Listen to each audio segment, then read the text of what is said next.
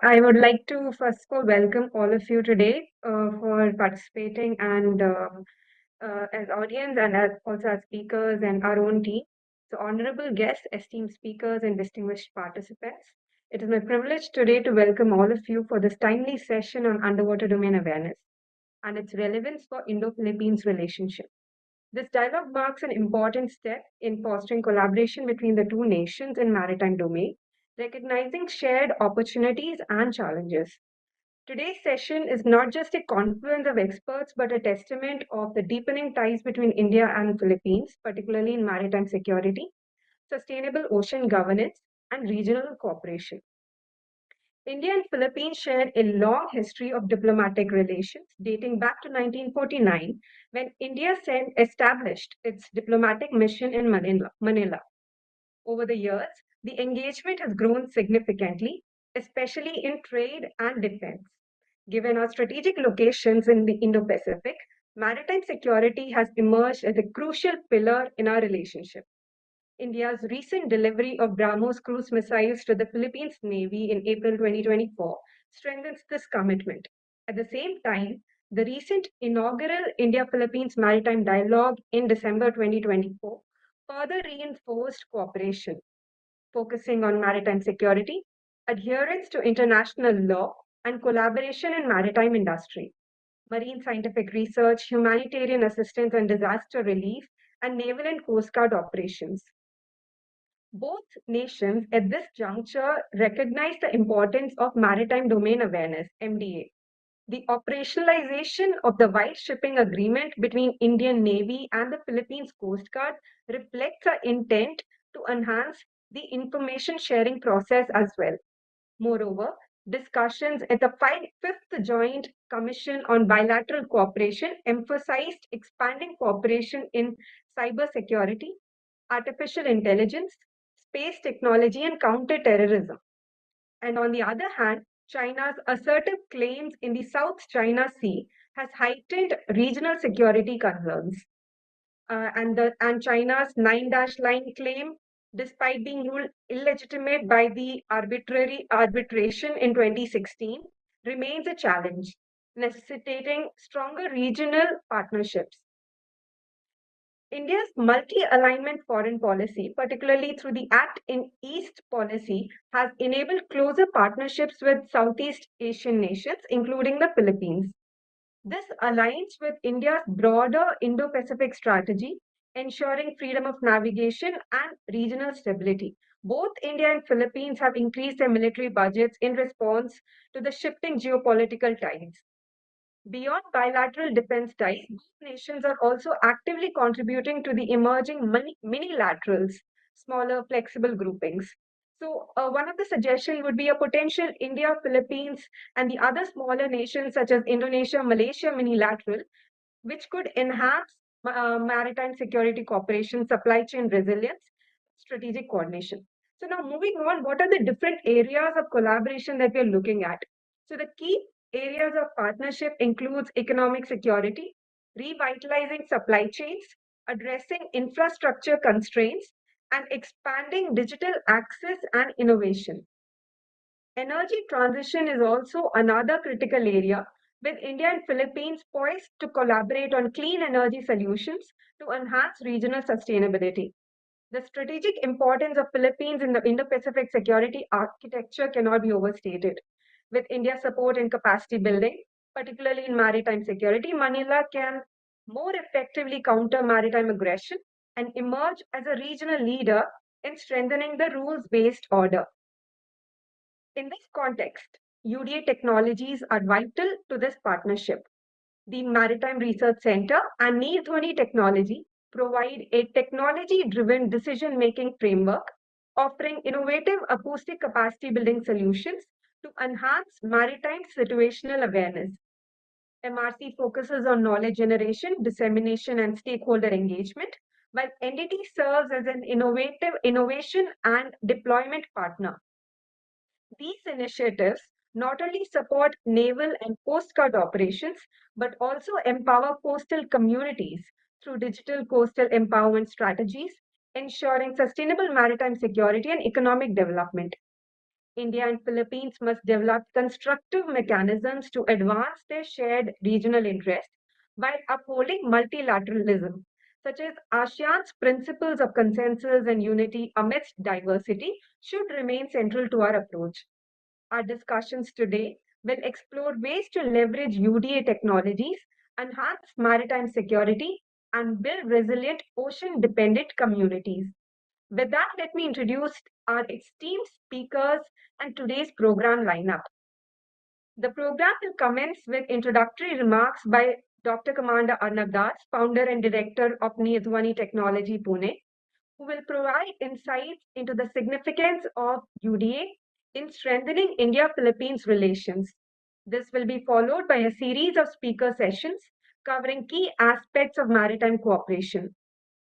Mr. Sridhar Prabhuraman, Innovation Head at Niyadwani Technology Pune, will discuss the challenges and opportunities in UDA technologies.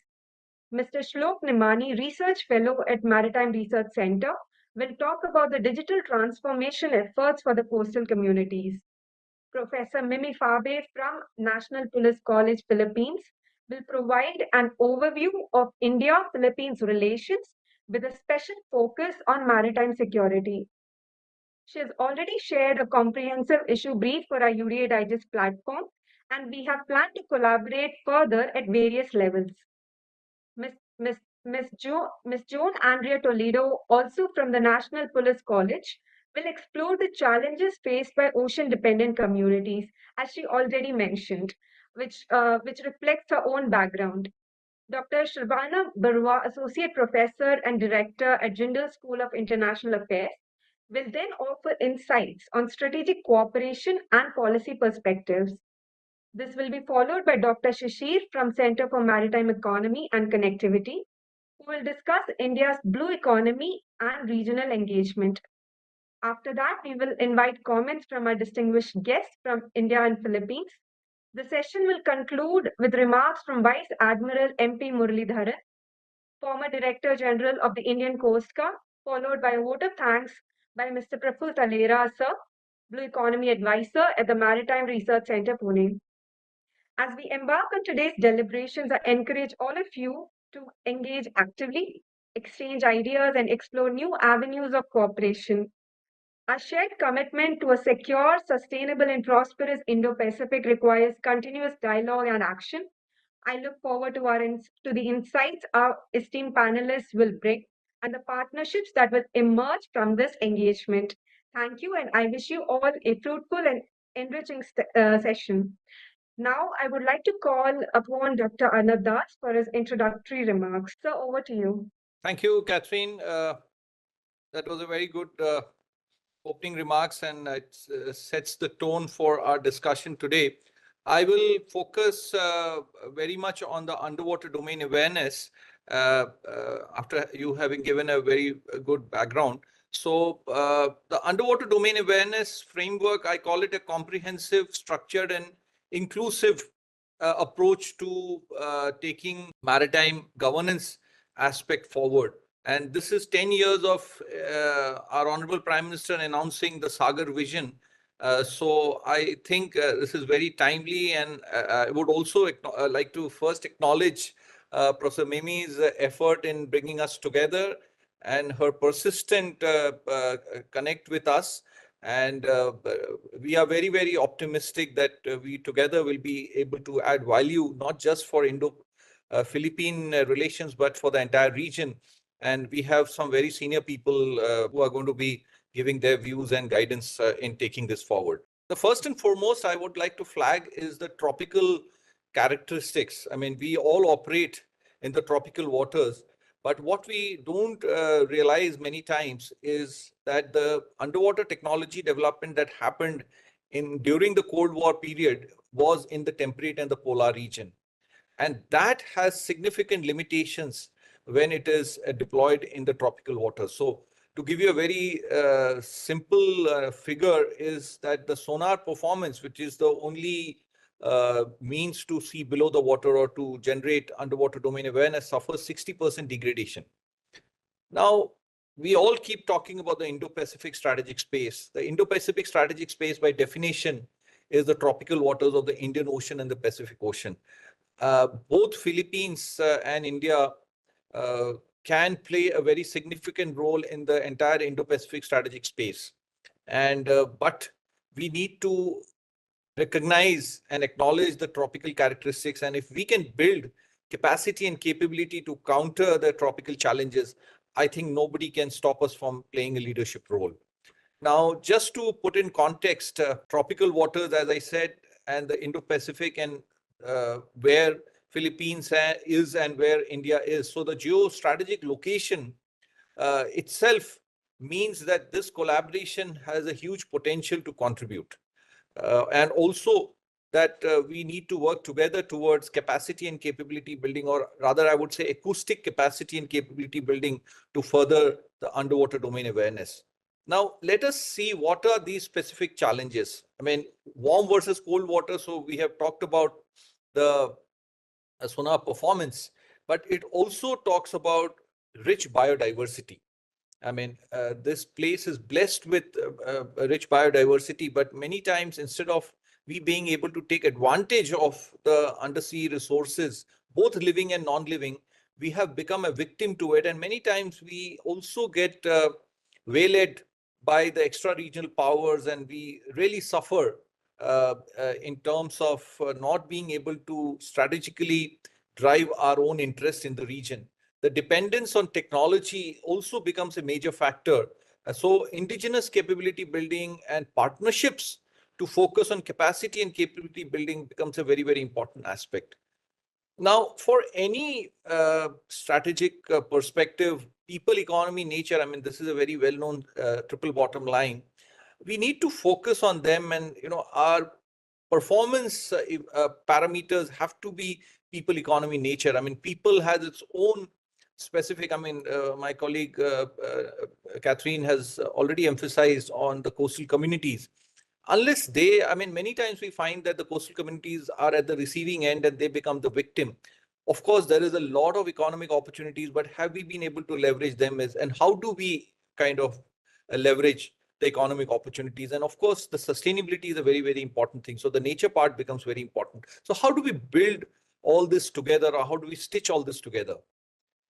Now, maritime domain awareness has become a very, very important term, but many times I worry that people driving it have not really been able to understand what it means and how. So my worry is that it has remained an event-driven 9/11 in the global scenario and 26/11 in this part of the world. And what this has also done is that it has remained a security-driven formulation.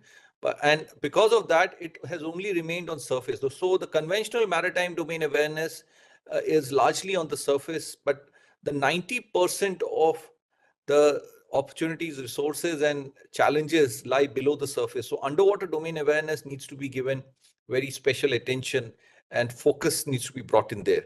So going forward, there are four stakeholders, as we are all aware. I'll just quickly talk about them. I mean, the security is very important. I mean, none of us needs to re-emphasize that. But this part of the world, I mean, Indian Ocean, even smaller nations like Myanmar, who are having a lot of political challenges, are also deploying submarines. So submarine safety also becomes a very big issue. But otherwise, maritime domain awareness becomes so much more important. Then political volatility. So we have a lot of incidents like the 26/11, as I mentioned. The boat people is also very important. Then the blue economy, I mean, food security, energy security is increasingly being looked at from the underwater space. So how do we regulate that? I mean, we all know fisheries is largely in the unorganized sector, and reports say that the fish stock is on the decline, but the bycatch is of the order of 80%. So how do we reconcile all these things? And deep ocean mission has become such an important area, but do we really have the capability to drive it in a more sustainable manner? Of course, environment and disaster management is such a big thing. We are increasingly seeing stranding of big whales, and plus the disaster management is such a thing. We have become victims multiple times, and there only the frequency has increased, but our preparedness doesn't seem to be matched to be able to match the requirement that it is. See, we are not here to say that we can stop a natural disaster, but with early warning, we can definitely minimize loss of life and property. And when we are looking at the maritime sector in a serious way, this can really come in the way of, I mean, when the World Economic Forum reports say that, it could be a very serious hazard going forward. Science and technology, I mean, the most important thing is to understand what this underwater ecosystem is all about, how the multiple components of the ecosystem interact with each other, how then only we'll be able to navigate a sustainable development mode. But the most important thing is, how do we get technology into it? How do we, I mean, if you just look at India, India's exclusive economic zone is going to be of the order of 3.7 million square kilometers. Can we put so many sensors? I don't think so. So how do we get smart technology, AI, and data analytics? My colleague Sridhar will be covering a lot of it, how we have found some ways in between these challenges that I mentioned. So this is the framework that we have built, and we have a copyright also of this. The four sides of the cube represent the four stakeholders that we discussed. But the core will be the acoustic capacity and capability building. If the technology that we're importing from the West is suffering 60%, I don't think it can solve our problem. So if we can enhance this deterioration to some extent, like to give you a number, a sonar, particular sonar that I'm aware of suffers from 32 nautical miles, the detection range comes to about 6 nautical miles. If I can make that 6 to 12 strategically and deny that to my adversary, we, from a security perspective, we have a 4-time advantage over our adversary. But at the same time, the same capability can also help the other stakeholders. So in a global south, developing world that we are all in, such savings will be an extremely great strategic advantage. So we need to focus on that. If you look at this vertical construct, sensing, analysis, and regulation, the bottom-up approach is very important. But typically today, what we are doing is having a top-down approach. We not only import the technology and the know-how from outside, even the regulatory framework we import from outside, which does not work in our water, and it creates a lot of mess. So how do we kind of build a bottom-up approach where we do a lot of data collection, understand our local site-specific conditions, and then kind of look. And this is a very structured approach, as you can see.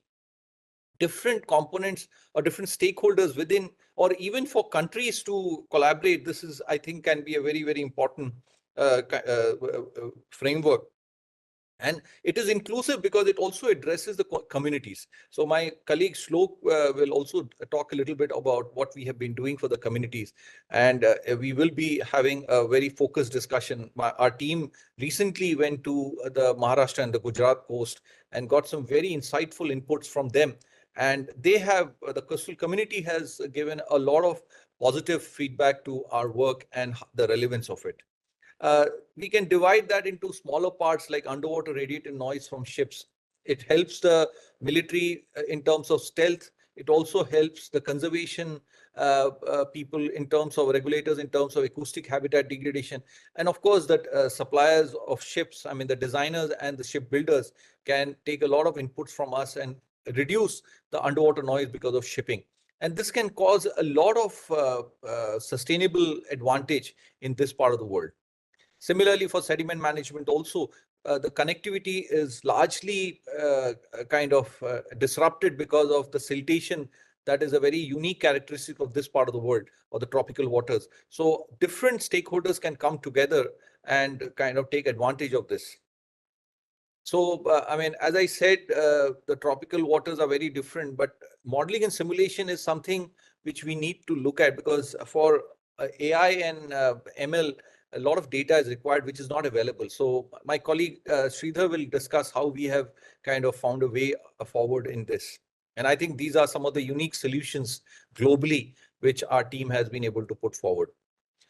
So typically you require to see, to understand, and to share. To see are the sensors and the platforms. The platforms could be autonomous underwater vehicles or surface platforms. So these are hardware, which I would say a developing country can still try and import. But going forward, once the data is collected, it needs to be analyzed. And that is the data analytics part, which I think should not be done, or the data should not be handed over to our adversary or to anybody outside. And that should be done indigenously, and we should focus on developing this capability. This will be discussed more. But the third is most important, to share. Now, when we say to share, different users will have different requirement. If it's a policymaker, he has a different requirement of the inputs for his work. But if it is a fisherman, his requirement, or people on the ground, their requirement is different. They need different displays. So how do we customize it? Then only it makes sense. Today, the whole thing, to see, to understand, and to share, comes as a full package, where we don't have any flexibility to break it down and make it more customized to the user requirement. The second aspect is even more important. I mean, we have worked on this 100 coastal warrior thing, but to implement this, the human resource has to be of three types. One is the high-end data analysts who will do the algorithm, the hardware, and the whole kind of the back-end infrastructure. But once the data is extracted, or the information is extracted, domain knowledge specialists will have to interpret this. I mean, this will require, I have not listed the other discipline. I mean, it is not just technology part, but also international relations students, political science students. They need to make sense of this input. And the most important for me is the field deployment specialists.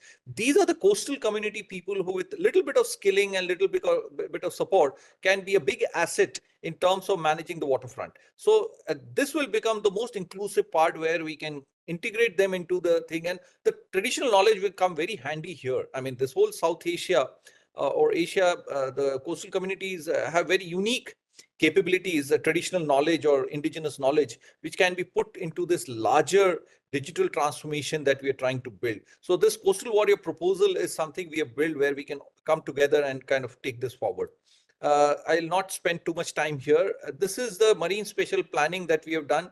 My colleague Sridhar will explain this more, so I will just skip that. But I just want to highlight that using non-underwater data or aerospace, like the satellite data and data from the other sources, we have built an underwater picture. So that's very important, and we are trying to build this across various applications. So I think that's the end of my presentation. Catherine, back to you. Thank you so much. Thank you, sir. As we have gotten to understand what is UDA and why it's important and how to execute it, we would also now like to explore what kind of technologies must be built to cater to the UDA requirements. For that, I would like to invite Sridhar Prabhuraman to discuss the digital transformation for UDA. Sridhar, over to you. Thank you, Catherine, and a very warm welcome to everyone again. My name is Sridhar Prabhuraman. On behalf of NE20 Technologies, I'll be making a presentation today on the digital transformation for underwater domain awareness, the whole holistic view of that.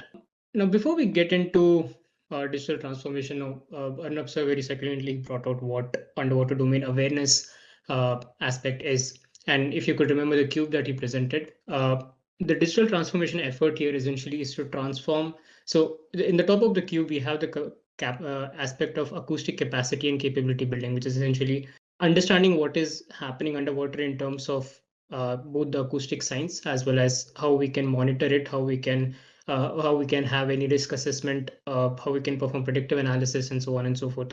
So digital transformation is one of the way for data-driven decision making. It's a framework that we are trying to build on top of that, which essentially focuses on leveraging cutting-edge technologies like AI, IoT, cloud computing, big data analytics, and so on, in order to enhance our existing maritime security, environmental conservation efforts, and sustainable economic activities. And more so focusing on, like, in this particular context of the webinar, given both Philippines and India have a very strong coastal community, the presentation is kind of leaning towards that a bit. Now, the goal is, again, just to reiterate, that we only use digital tools to create a data-driven decision framework. What we mean by that is that tools that allows stakeholders involving maritime agencies, governments, coastal communities, researchers. So one particular tool which analyzes and brings together all the information into a single platform that can then be used to drive insights and drive policies. Now, why does underwater domain actually need a digital transformation to begin with? So there are 4 different points for that. One is that the underwater domain is a very data deficient, and it's a very poorly monitored at this point of time. It's not just the aspect of one or two countries. It's essentially across the globe as compared to other fields. Underwater domain is something that we are lacking behind in terms of data and monitoring. And there are a lot of challenges that undergo in that. It's not as simple as saying that we are lagging behind in it. There are a lot of challenges that we have to face to actually overcome these problems. I will talk about that a bit. The second thing is that a lot of like more than a large part of the globe also consists of coastal communities, and these coastal communities depend on fisheries, aquaculture, and ecotourism, and all those are the main bread and butter for all of these communities. There is definitely a rise in maritime threats and environmental challenges, and all of this requires real-time monitoring. We need to understand that as the technology keeps improving, it's not just constructive but also destructive technology that keeps booming. So we have to be in pace with the destructive technology as well. By that, what I mean is that any kind of illegal fishing or any kind of all the illegal operations that happen across the maritime world, we need to have constructive technologies that can tackle around that. Most of the traditional methods that we use above seawater are more or less inefficient when we talk about underwater, because again, there are scientific aspects about it, which Arnab sir also explained, the tropical characteristics of the water, also simple aspects like most of our technologies revolve around light and radio signals, and those signals do not propagate underwater well. Sound is the only means of communication in the water underwater. So given those kind of limitations, traditional methods definitely are inefficient, and we need to work on those. And currently, with the advent of AI and the existing technologies that we have, cloud computing, it become much and more easy and feasible for us to go through it. And therefore, I would like to summarize by saying that there are three pillars of digital transformation that we want to look at when we say digital transformation. The framework that we are deriving essentially should allow for real-time monitoring, should allow for predictive analysis, and should allow for risk assessment. So let's go by one or each of those. Like, what do we really mean by the aspect when I say that it's data deficient and poorly monitored? Now, so we know that water absorbs and scatters light and radio signals. So any kind of conventional monitoring, satellite radars, they are extremely ineffective when we talk about deep underwater areas. Sonar is the only technology that we use, or anything sound related is the only technology that we use that allow us for capturing insights and information. Of course, there are some changes to that. I mean, you can have AUVs that can go travel deep underwater and capture images. But broadly, from the perspective of economically viable option for capturing data underwater, sonar is the only technology that we can have. Now, even though we know that sonar or any kind of sensor network is one option for us to go about it, there is a lack of persistent sensor networks, which means that we have a very limited real-time data on any kind of ocean information, ocean temperature, salinity, noise level, biodiversity changes. How many of us actually know that what is the sediment composition of our waters, or even the coastal waters for that matter? Because the type of sediment has a huge impact on a lot of things. Like the type of sediment determines whether dredging can be performed or not, can we place oil rigs in that place or not. The type of sediment also determines that how the sound travels. So even indirectly, the performance of the sonar or the distribution of noise, all of that also depends on the type of sediment. But at this point of day and age, it's very difficult for us. I mean, again, it's challenging. I'm not saying that it's something that we have not done. There are challenges that go around it, but yes, it is a matter of fact that we do not understand a lot of environmental aspects that are there underwater. And again, that brings me to the third point, that deploying and monitoring any kind of deep sea environment is technically challenging and as well as expensive. Like we can sit and we can talk about how we need to monitor how we can collect the data and how we need to perform monitoring and so on. But it's also something that we have to take into account, that it is extremely expensive for us to perform such kind of operation. It is not economically viable for a lot of countries to be able to deploy sensor networks across the ocean to perform monitoring and data collection. And any kind of data collection methods that we have currently are intermittent in nature. So what I mean by that is that we have ocean buoys, we have manually deployed sensors and periodic ship-based surveys that we perform. All of the data that we collect is intermittent, obviously, because we cannot have a continuous data collection process at this point. And this is where, to tackle this again, I'm trying to link this to what Arnab sir mentioned about modeling and simulation based approach. What this essentially means that because of the economic viability, because of the fact that it's not really possible, because of all the challenges that we have deep underwater, it's not entirely possible for us to have a traditional approach to solve these problems where we deploy sensors and we monitor and gather data. We need a monitoring and simulation-based approach where we use neural network or we use any kind of AI algorithms to perform predictions rather than estimations. So there is a subtle difference between that. Now, as we move forward, I'll show some of the tools that we have developed that make use of such AI technologies. If I without any kind of so when I say continuous data, the importance of continuous data is that without any kind of real-time data, we have a lot of struggle. We cannot assess underwater noise pollution from industrial activities or shipping. We cannot monitor illegal activities such as unregulated fishing and smuggling. So because there is a lack of data, so as Arnab mentioned, we did go to Maharashtra and Gujarat's coast. And again, illegal activities, unregulated fishing has been something that they also flagged to us. But then there's also a matter of fact that without any kind of data to support the claims, policies cannot be drafted. So again, we need information, we need data to go about anything that we're doing. Even if we have some kind of an incident, like for example, if there are oil spill that's happening, or there's a coral reef degradation, or there is a fish stock depletion, how do we go and tell the world that there is something that is happening? We need again data. We need some kind of a predictive mechanism that tells that if an oil spillage is happening in a particular region, what kind of impact does it have across the broader ecosystem? Like in terms of the collision, ship collisions, in terms of what are the marine habitat in the region that will get affected, and so on and so forth. So yes, I just put articles for each of the points that I'm making. So as you can see, unregulated fishing in Indian Ocean is something that is still a huge aspect. The second point that we spoke about is the coastal communities, depending on the fisheries and aquaculture and ecotourism per se. Now, over 3 billion people globally rely on seafood as a primary protein source. And we understand, and like a lot of us, the researchers, the scientific community, and of course, a lot of other people, they understand that shipping noise does create a pollution. Theoretically, we have defined that shipping noise is disrupting the marine habitats and it is reducing fish stocks. Although we can talk about it, like again, something that we realized after interacting with the coastal community is that the coastal community is the first responder that gets affected or impacted by any of this. And yet, in terms of knowledge, in terms of understanding, the coastal communities do not have enough understanding of what's happening. How does the shipping noise affect their fish stock? How does the cycle of how does the weather affect the fish stock? What are the different aspects that disrupt the marine habitat? All of these things are still because again there is no information, they do not have an app in their hand which basically tells them that there is a huge amount of shipping that is happening in the region that's creating a lot of noise up to so much amount of decibels that might impact. So there's no predictive analysis that's happening around there. Seaweed and shrimp farming. Now we know that aquaculture has grown rapidly, and this is one of the primary, again, one of in India and Indonesia, most likely the shrimp farms have often suffered from disease outbreaks due to poor water quality monitoring and so on. Now there are IoT-based tracking that can be performed where farmers can adjust the water conditions and prevent losses.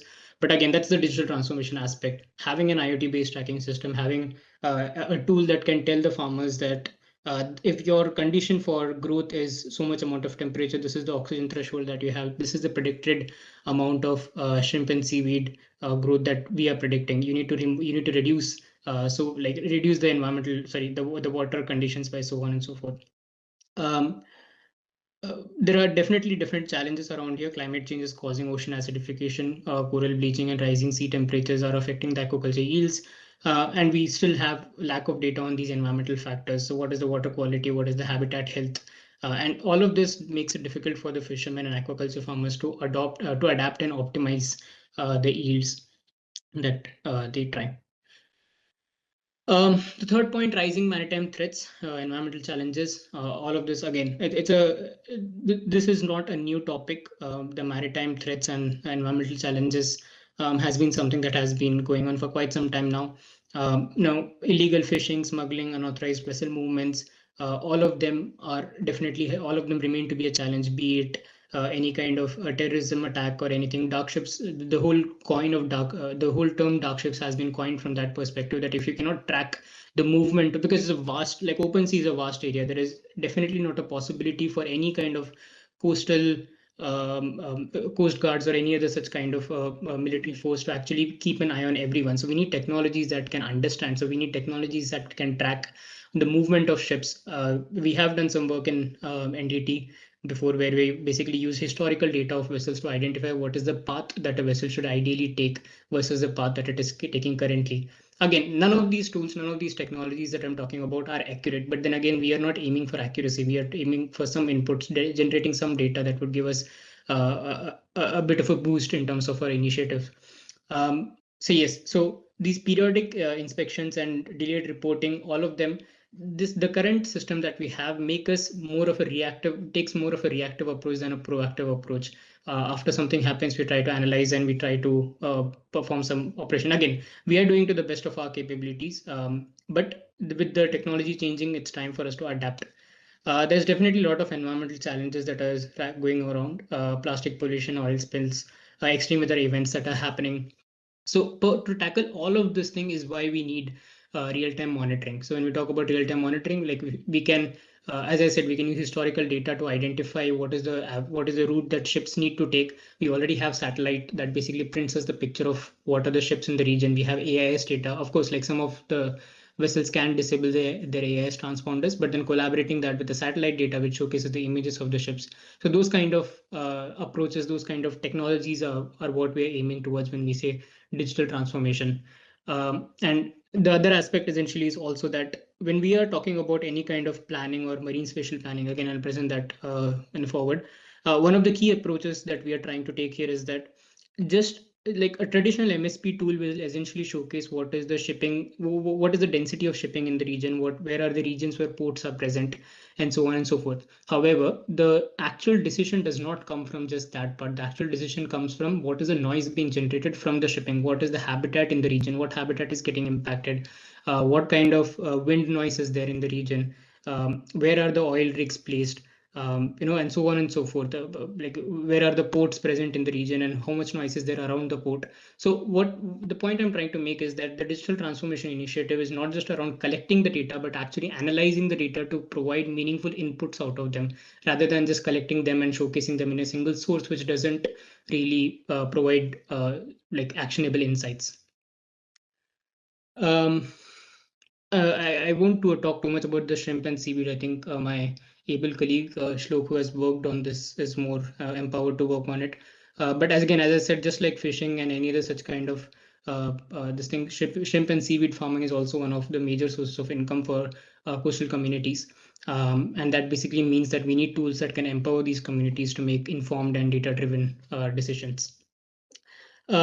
Now talking about the tools again, this is a tool that my able colleague Shlok had created. So I'll let him explain that in the detail, but in relevance to this presentation. So this is one of the digital transformation tool, again, a digital tool that I can talk about where a coastal comes. So this is something that we created for coastal farmers, where they can basically input their parameters, the temperature, stocking density, salinity, the pH of water, dissolved oxygen level, and so on. And then we have an AI algorithm which basically performs a predictive analysis that how much growth, how much survival percentage is there, what will be the biomass, what will be the final weight of the overall growth. So we'll basically perform a prediction of all of that and we'll give that to the farmers.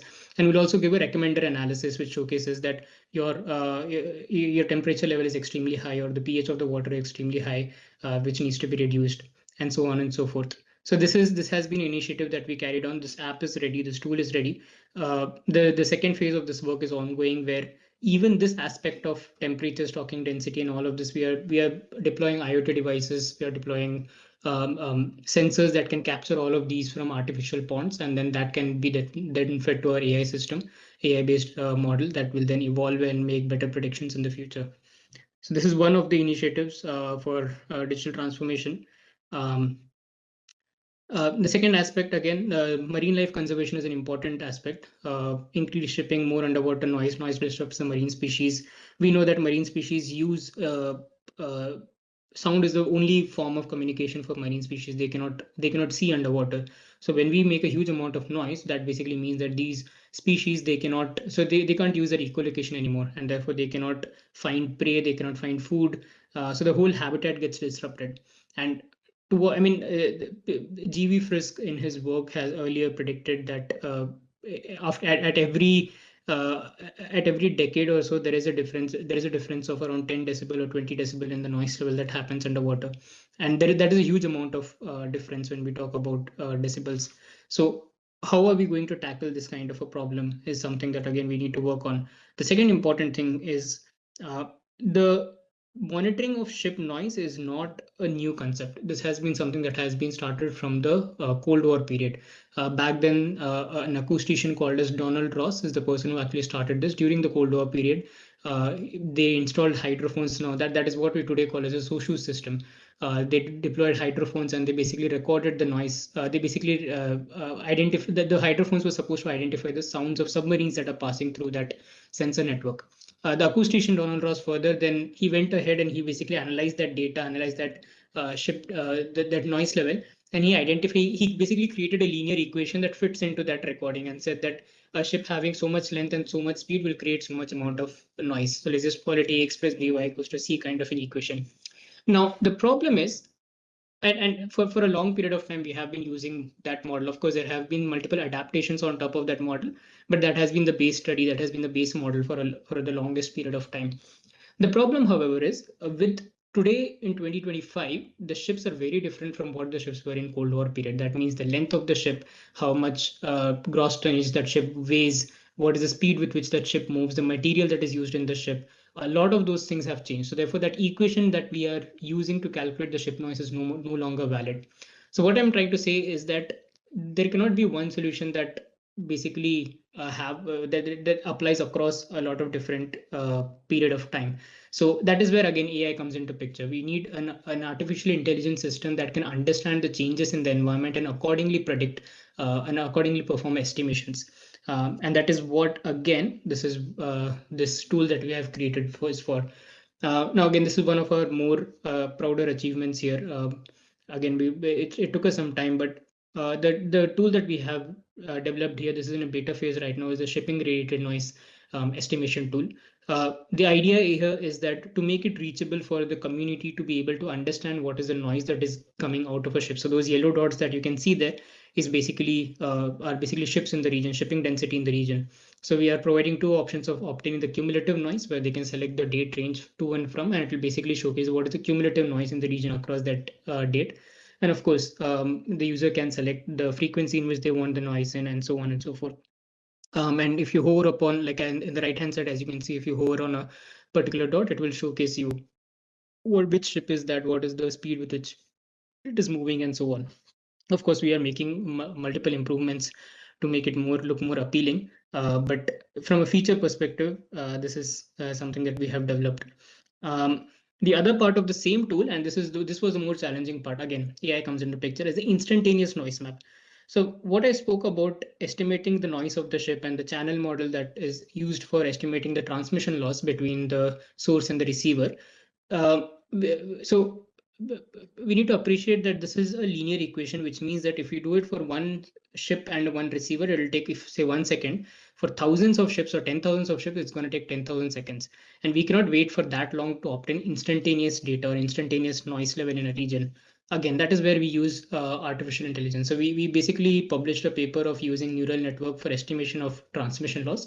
So when a sound originates from point A to point B, the neural network, instead of estimating the transmission loss, it will predict the transmission loss, and it is much more faster than we performing the computation using a linear equation.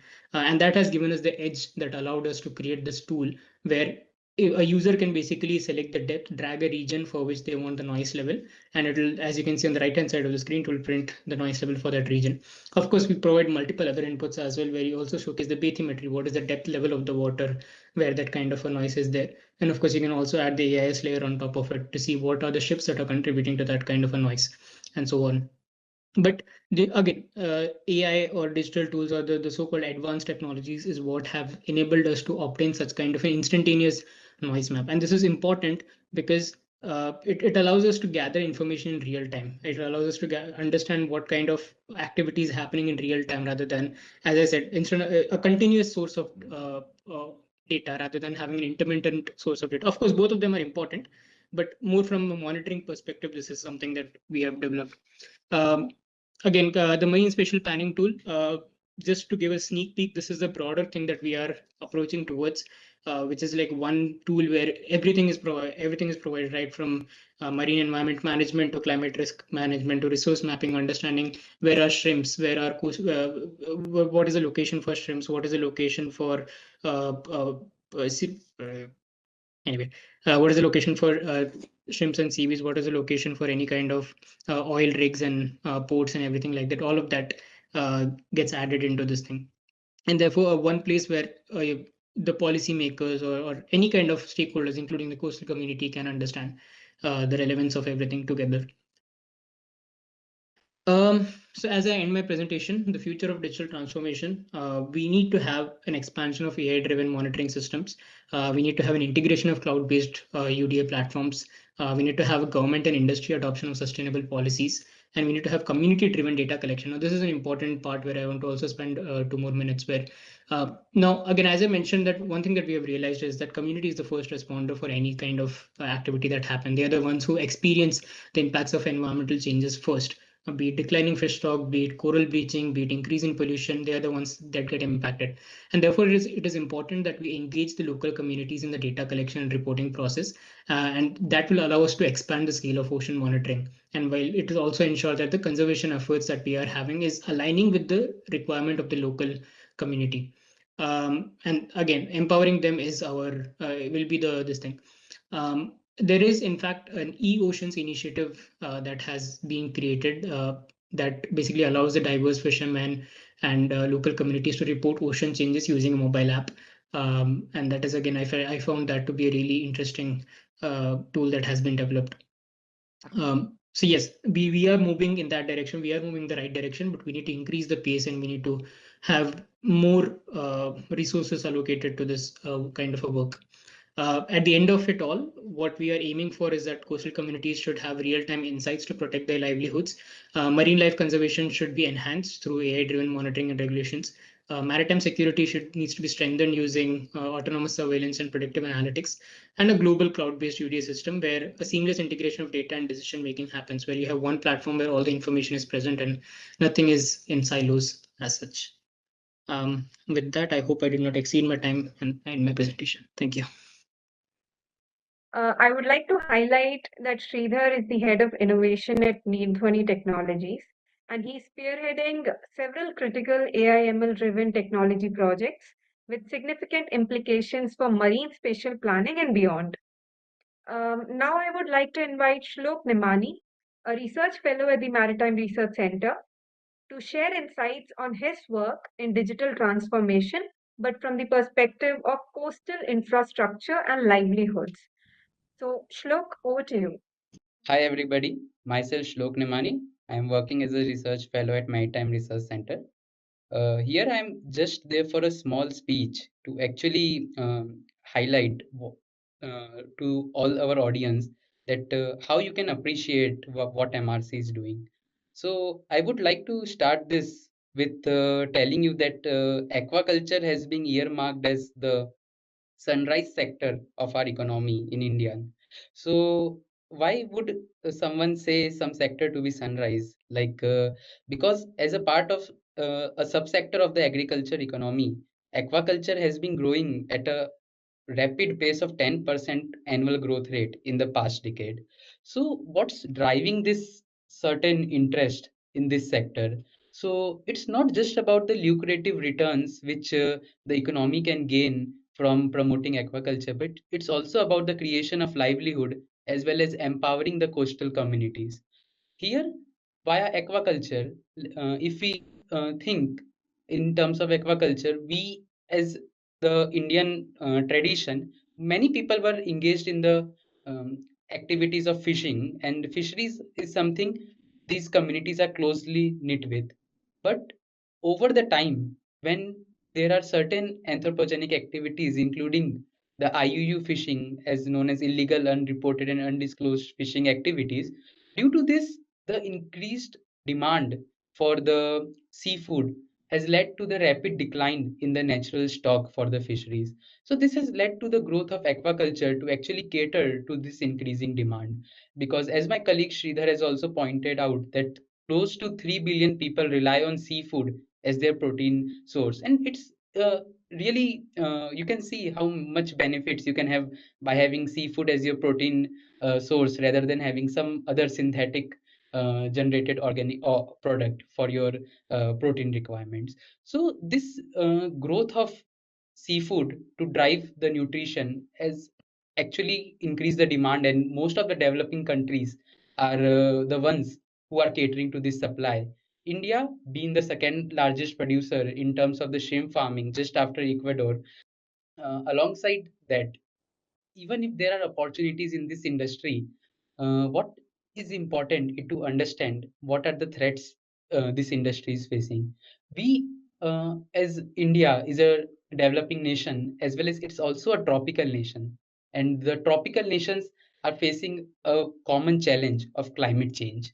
The climate change, the change in the weather patterns, and all these are actually affecting how productive the aquaculture could be. So over time, what actually led to this change of weather patterns is not is mainly attributed to our own activities, what we try to do for our short-term benefits, and keeping aside what we can gain in terms of long term. So here, if I point out a very important aspect that World Wildlife Foundation has pointed out, that in most of the nations where shrimp aquaculture has expanded, it has been highly correlated with the decrease of mangrove system along the coastline. So what does this depict?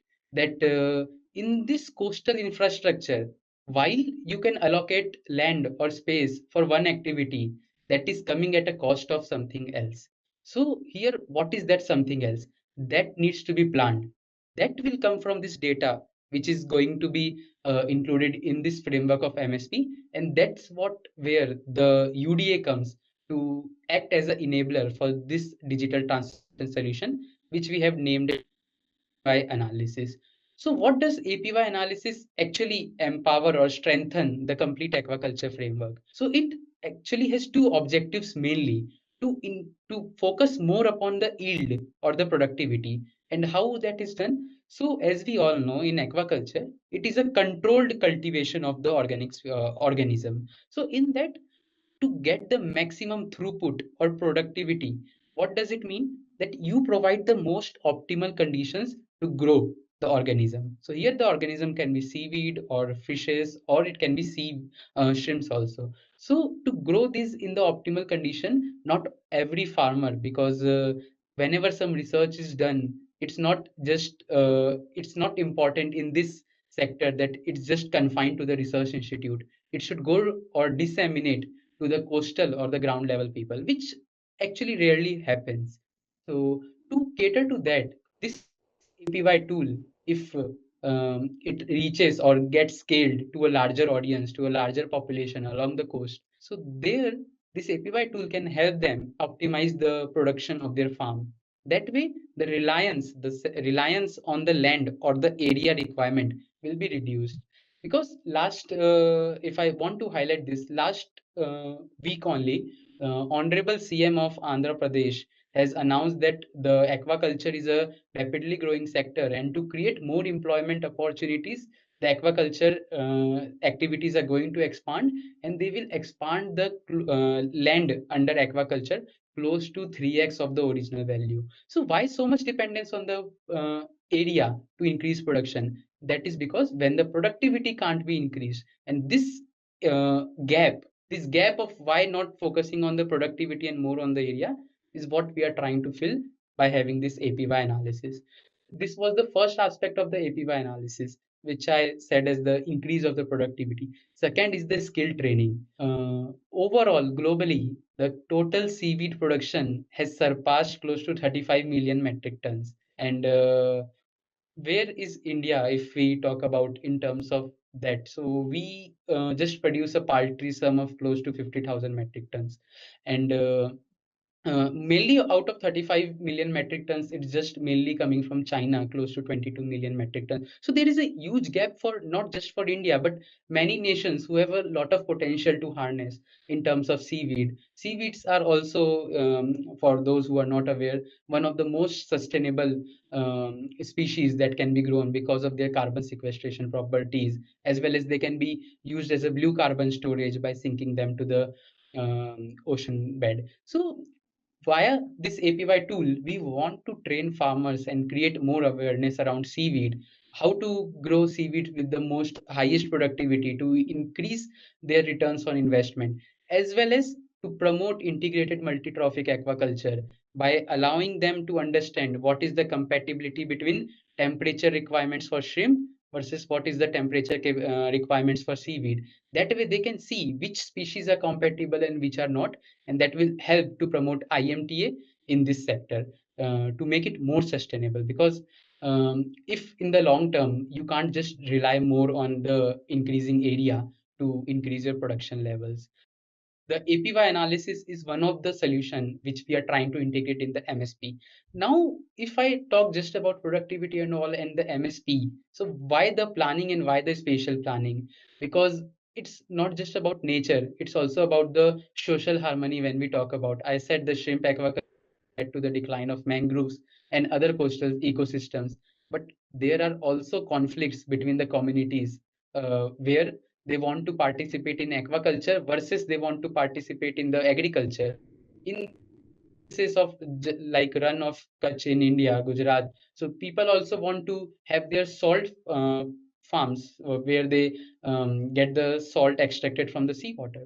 So the coastal land is kind of becoming a battleground for how the policy makers should find which sector should be allocated much and where.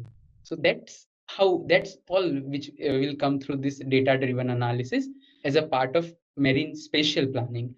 The idea of temporal I want to introduce is for shrimp aquaculture. One of the biggest problem, as I said, is the decline of ecosystem, as well as there are many more things. But the other aspect is once you do shrimp aquaculture, after sometimes turns out farmers abandon their farm, and after you abandon, it's good for nothing in terms of you can't do agriculture because of the amount of chemicals, the amount of lime bedding, the amount of carbonates, coke, and all which you use for shrimp farming. So the land is kind of that asset which the country possessed, let's say 5 to 10 years back, is now gone and cannot be used for any other sector.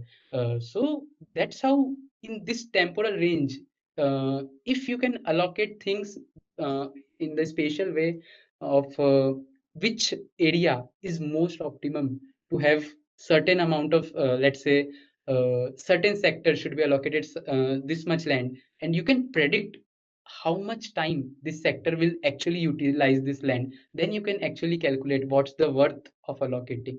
If the sector just abandons the land after 5 years and that land is of a very good value for any other ecosystem to be developed, then it's just like a cost benefit analysis where you need to identify which what is the thing which is at the top priority for people as well as economy as well as nature. So this whole bottom line of people, economy, nature needs to be integrated into digital transformation, and that's what where the UDA comes, which is the complete holistic approach to integrate this framework of digital transformation along with people, economy, nature, and how APY tool realizes or implements this is via a framework of modeling and simulation, as Sridhar sir has explained. And we also have this 2C, to share, and to understand aspect. So what does 2C means? Is to actually use IoT or data sensing devices that can sense or collect the data from the ground. Then we have to understand where our research engineering team, just like they have developed this SRN tool and we have developed this APY tool. So we try to understand what all is important from this data, because raw data is good for nothing. For it doesn't give any insights directly. You need to process and provide some analysis, and then it's the share. Share means to scale the system to such a scale that it can be shared or disseminated to the stakeholders in real time, because our main stakeholders here sitting in the context of APY analysis is the coastal community. It's not just me who is just bringing out analysis and sharing this among in this WebEx room, but it's about whatever analysis I present, that this temperature is good or this temperature is optimal, that should go to the farmer first. And that's how this APY tool will be the realization of the complete UDA as an enabler for digital transformation solution in the coastal infrastructure. So, and that's all from my side. Thank you. Thank you, Shlok. Shlok's work on APY analysis has produced a comprehensive tool, as Sridhar mentioned, a mobile application that was recently validated and highly appreciated by the coastal community stakeholders during our focus group discussions in the western coastal region of Gujarat. That is Shlok's work. And now I would like to invite Professor Mimi Fabe, who trains Philippines Coast Guard senior procurement officers and Indonesian Maritime Security Agency and the Indonesian Ministry of Marine Affairs and Fisheries officials. Mimi, over to you.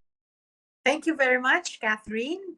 A pleasant good afternoon to all webinar participants, both in India and in the Philippines.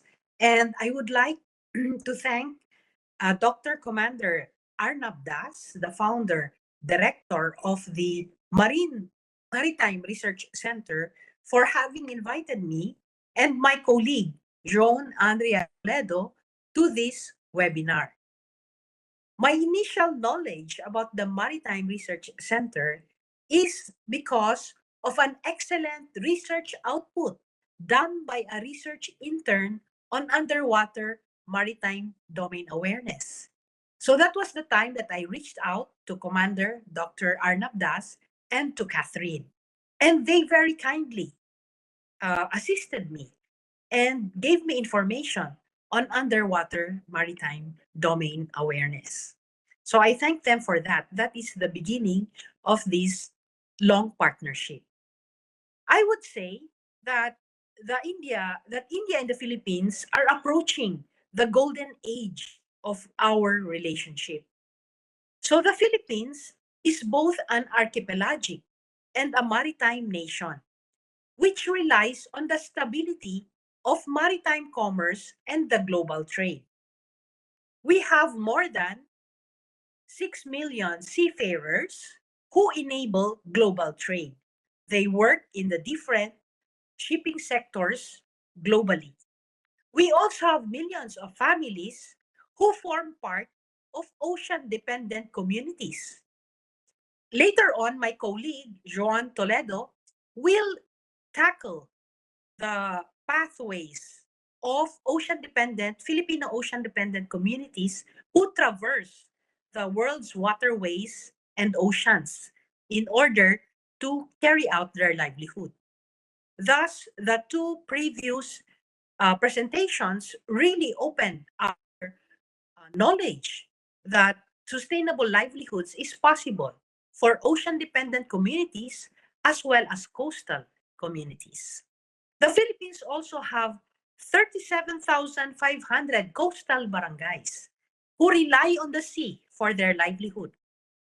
And many of our fishermen also are becoming more elderly. So that is a common problem for Southeast Asian maritime economies. The second point I'd like to highlight is that the maritime sector remains an important and integral part of the economies of India and the Philippines. Philippine President Ferdinand Marcos Jr. expressed his intention this January 2025 to elevate the ties between the Philippines and India bilateral relations amid the current geopolitical condition during his meeting with Indian Minister of State for External Affairs, Pabitra Margarita. The Philippines and India marked the 75th anniversary of our diplomatic relations last November 16, 2024.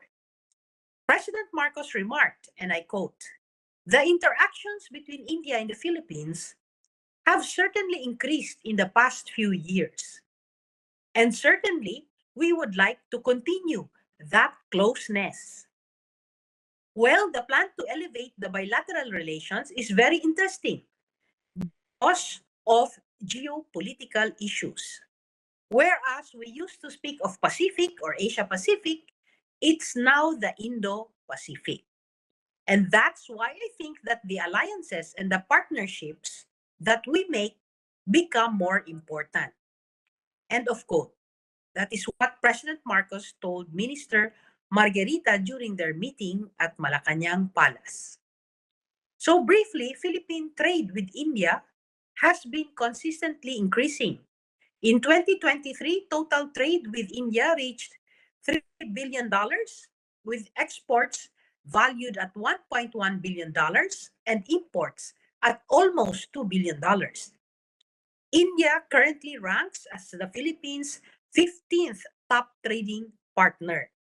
Currently, the Philippines and India has 53 signed agreements in the fields of trade, investment, science and technology, maritime, air services, taxation, culture, energy, agriculture, and defense. The Philippine defense sector has always given a vote of confidence to the Indian defense industry.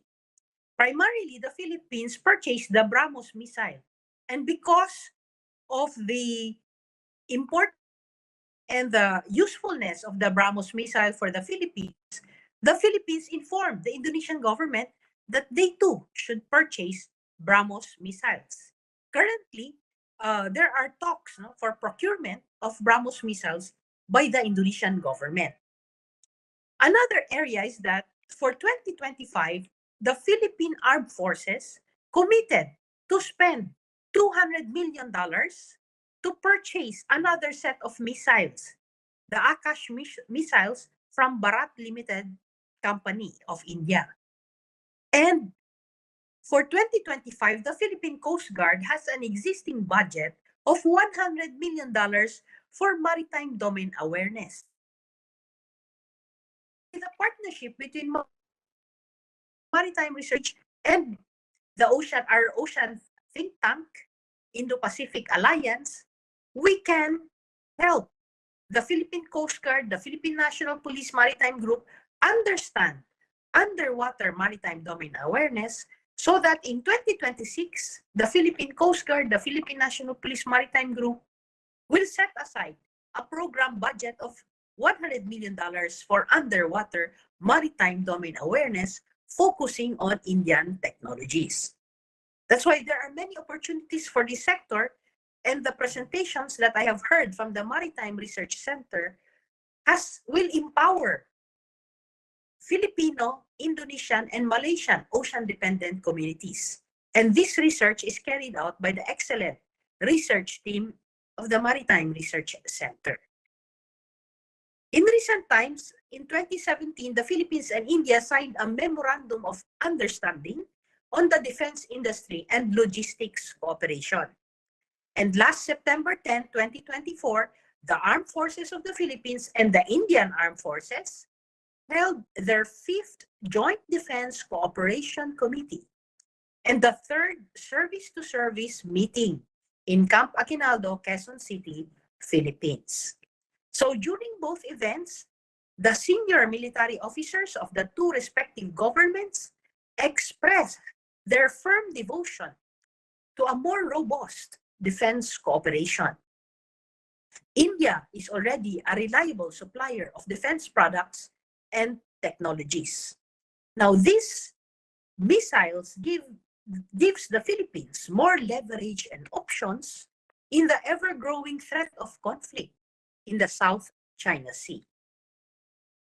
As we all know, the Philippines is strongly supportive of multilateralism and working within global institutions to support the international rules-based order.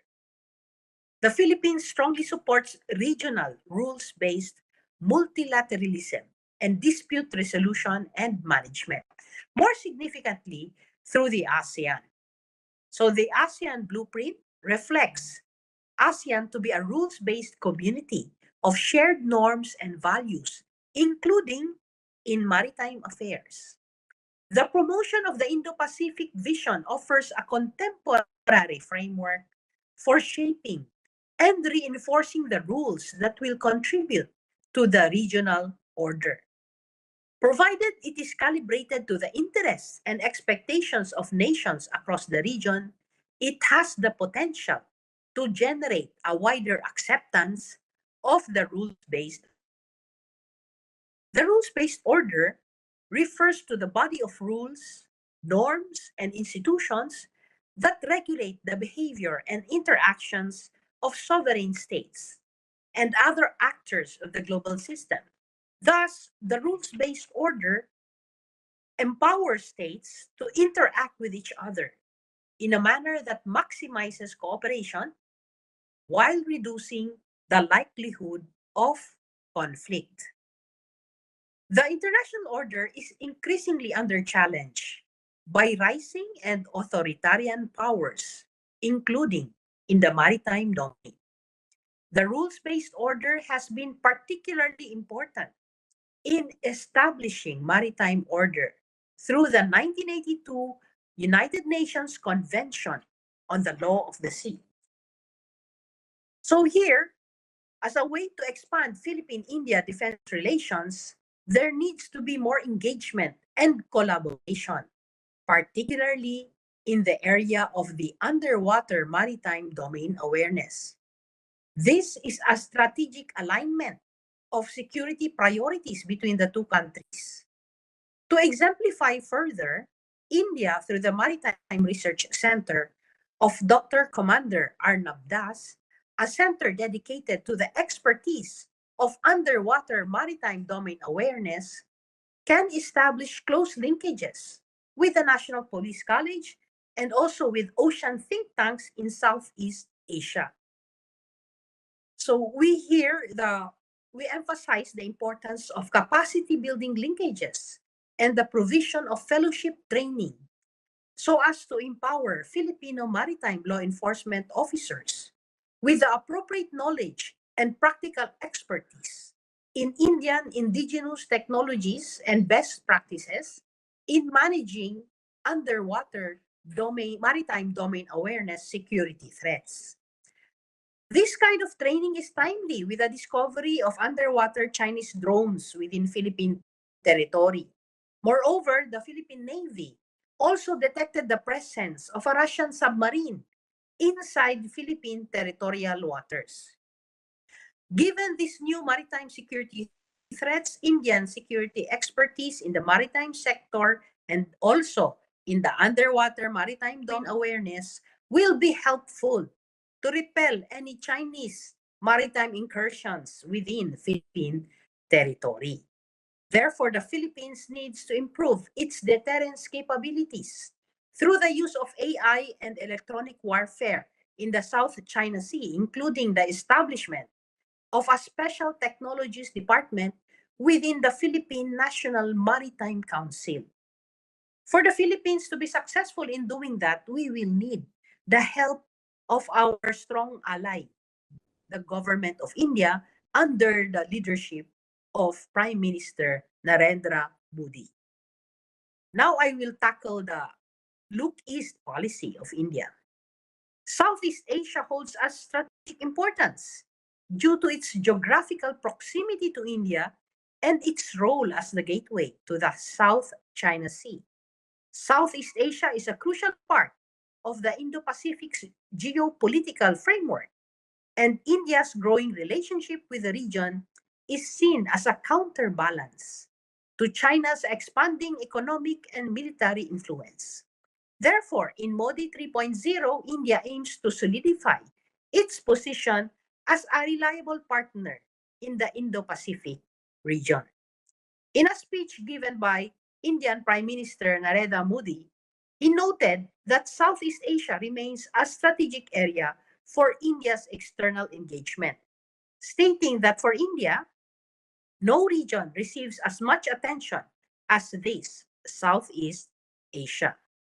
Currently, India's trade with Southeast Asia is low compared to the Western and the Gulf countries. However, India-ASEAN trade has also massively grown from $2.9 billion in 1993 to $80 billion in 2018. And the trend is upward. There will be more trade between India and the ASEAN countries in the coming years, particularly in the defense sector, due to the evolving geopolitical security threats. Further, India has demonstrated to Southeast Asia that it is a reliable regional powerhouse by fostering greater transparency regarding its fast military modernization efforts and reaffirming the absence of any territorial ambitions in the region. Hence, India's accession to ASEAN norms of interaction, including the Treaty of Amity and Cooperation in 2003, reflected the country's peaceful intentions.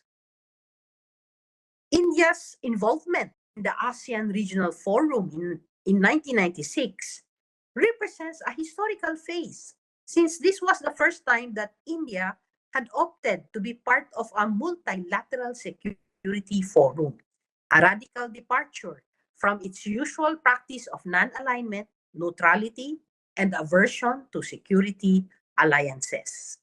Now here, India's concern on the maritime domain under the Modi government was revealed with the promotion of the Security and Growth for All region in 2015. Cited the importance of reinforcing maritime connectivity and emphasizing the importance of the blue economy. India's leadership in the development of the blue economy, coastal communities, and ocean-dependent communities will be very helpful to the coastal communities, ocean-dependent communities of the entire Southeast Asia. So this focus was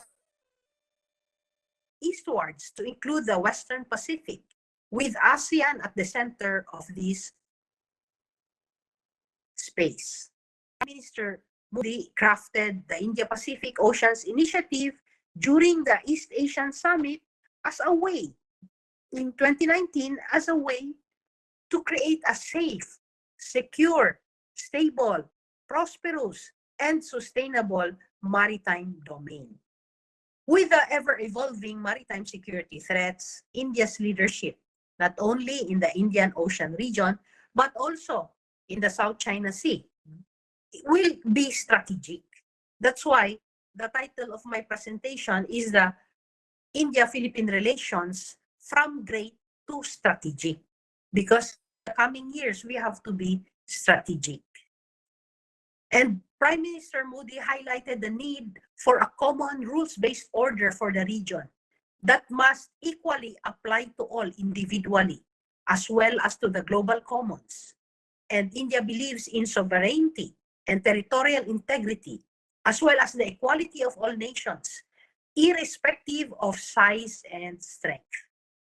India has also placed particular emphasis on fostering closer ties with ASEAN member states. And India's strategic interests in the region have also deepened. India's position on the South China Sea had shifted from a cautious, neutral stance to one that has clearly articulated its support for the Philippines' sovereign maritime territorial claims, freedom of navigation, and maritime resource exploitation, in line with international law. Now, this perspective aligns India with Southeast Asian nations against unilateral actions by China, while also serving India's strategic interests by ensuring freedom of navigation and bolstering regional security. India's nuanced stance, informed by its own territorial tensions with China on its northern border, underscores its intent to deter unilateral and unlawful advances by China. So India-Philippine relations, in conclusion, has continued to deepen and strengthen gradually over the years. The strong economic relations, focusing on the vibrant trade between the two countries, has expanded to defense products and technologies. Overseas Filipino workers have also gone to India to support its healthcare and domestic sectors. In exchange, the Indian pharmaceutical companies have provided affordable medicines to the Philippines. As the Philippines faces Chinese coercive actions in the South China Sea, it can rely on India for enhanced maritime cooperation agreements in the form of underwater maritime domain awareness, partnerships, and technology exchange. Now, for this goal to come into fruition, the role of the Maritime Research Center under Commander and Dr. Arnab Das is essential. Thank you and a pleasant good evening to all the webinar participants. I turn over the time to Ma'am Catherine. Thank you, Professor Mimi. As trainers of key maritime officials, you and your colleague, Mr. Lido, have taken a significant step in building capacity and capability in underwater domain awareness, which we highly appreciate. Your collaboration with MRC and NDT will play a vital role in sharing this knowledge with the Indonesian and Philippine Coast Guard, Navy, and broad marine affairs and fisheries community. Moving forward, I would like to invite Ms. Joanne Andrea Toledo to speak on the ocean-dependent communities and maritime security. Over to you, Mr. Toledo. Good evening. So once again, I am Dre or Andrea Toledo, and I am a young researcher in maritime security governance, and I work with Indo-Pacific Alliance as the assistant and ever-reliant warrior on behalf of Professor Amparo Mimi Fabe. And tonight, I would like to talk about maritime security governance and how it can benefit local communities in terms of livelihood equity. When it comes to maritime security, a lot of indigenous peoples perceive it more as a maritime insecurity issue. And we have talked about how difficult it is to do sustainable research that provides real-time data because of how expensive it can be and also the access to human resource that can do this 24/7. So on my mother's side, I belong to a tribe called the Manobo and the Bajau. So the Manobo is a tribe, a literal tribe in the Philippines that in the meaning of the word man, nobo is river people in English. And so on the Manobo side of my mother's family, we are better adjusted. So 50% of our time is at sea and 50% is on land. And on one of our mother's ancestors is also Bajau. But Bajau, the Bajau Laut of the Philippines, they do not really identify as Filipino. They are sea people, so they do not regard themselves as Indonesian, Malaysian, or Filipino. In terms of population, the Bajau Laut is around 400,000 in the Philippines. Those that they're not in particular given any IDs, but it's just a rough estimate that our census can come up with. And the Manobo, our tribe, has about 600,000 people.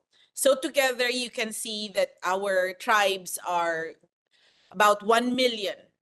So that is a significant human resource that remains vastly untapped for maritime security governance, both for the ASEAN and the Indo-Pacific region, especially because the Bajau Laut and of all of Asia, ASEAN, traverse the Coral Triangle. So and even it goes way past the Coral Triangle because some of the Bajau Laut reach the seas of Hawaii, and they don't really observe that. They don't understand the laws, the abstract concept of nation states do not apply to them, and so very very few Bajaus have intermarried with even the littoral communities like the Manobo. So today I would like to share about also the non-traditional security issues that include environmental security issues such as the effects of climate change and the transboundary pollution effects that we are facing, especially in tribes like the Manobo and the Bajau. So how do we do the regional cooperation to combat the climate change threats in Indo-Pacific and ASEAN seas, as well as the transboundary pollution issues? So these are things that for sea people, we don't want to be called sea gypsies. There's in the scholarly world, there's a tendency to call the Bajau Laut as sea gypsies or sea nomads. And so as one of the few descendants that have had the unique opportunity to become educated, I do advocate that we would prefer that we are called sea people instead of sea gypsies or sea nomads. And so one of the unique qualities of the sea people traversing the Coral Triangle, which includes, of course, Indonesia, Malaysia, Papua New Guinea, the Philippines, Solomon Islands, and Timor-Leste, is that it is one of the most important reef systems in the world. And it covers more than 132,636 kilometers, and it is considered to be the highest in terms of coral diversity in the world, even though it is covering only 1.5% of the entire total ocean area. And the sea people traverse the coral triangle without really thinking, in terms of what high tech, as I mentioned earlier, India is so much far advanced when it comes to technologies, and our sea people, we only do traditional boat making, and if resources permit, then there would be a simple motor that can help them reach further into sea, but really as a peace-loving community, the Bajau Laut, the reason that they keep moving from one nation state to another is that they really will not want to get IDs or passports because they don't vote. So only the Bajau that have intermarried with some of the littoral communities like the Manovo, or some who have intermarried, a very few who have intermarried with open-minded Tausug. So these are tribes, the Tausug and the Manovo. We are considered the warrior tribes of the Philippines. And so earlier we were I saw that Commander Das also mentioned about the coastal warriors, and I smiled from ear to ear because we are referred to as the warrior tribes. And of course, given the modern definition of terrorism, and a lot of the tribes are really not aware about how all these definitions impact the warrior culture of such tribes as the Manovo and the Tausug. We are the only littoral communities that have retained our identity because we know how to fight. Bajau Laut, and for example, in my family, we have a grandfather who is Bajau Laut. So we just joke that we have the blood of mermaids because we can genetically stay underwater for a long time. And so the monitoring real time of what's happening underwater might be expensive if it were to be done by the scholars 24/7, but we do have for at least 400,000 Bajaus that temporarily stay in the Philippines, especially in the southern part of the Philippines, which is Mindanao. However, I would like to share with this maritime dialogue that because of the incursions of China and all the aggression that we know that the Coast Guards of the Philippines are responding the best way they can, but the first ones to be affected by the aggression of China is also the sea people. And what is the effect in the last 5 years, especially during the height of the pandemic? We have our organization, the Indo-Pacific Alliance, has also done extensive research about how many Bajaus or many sea people are being trafficked to places in the Philippines like Cagayan de Oro City to become beggars.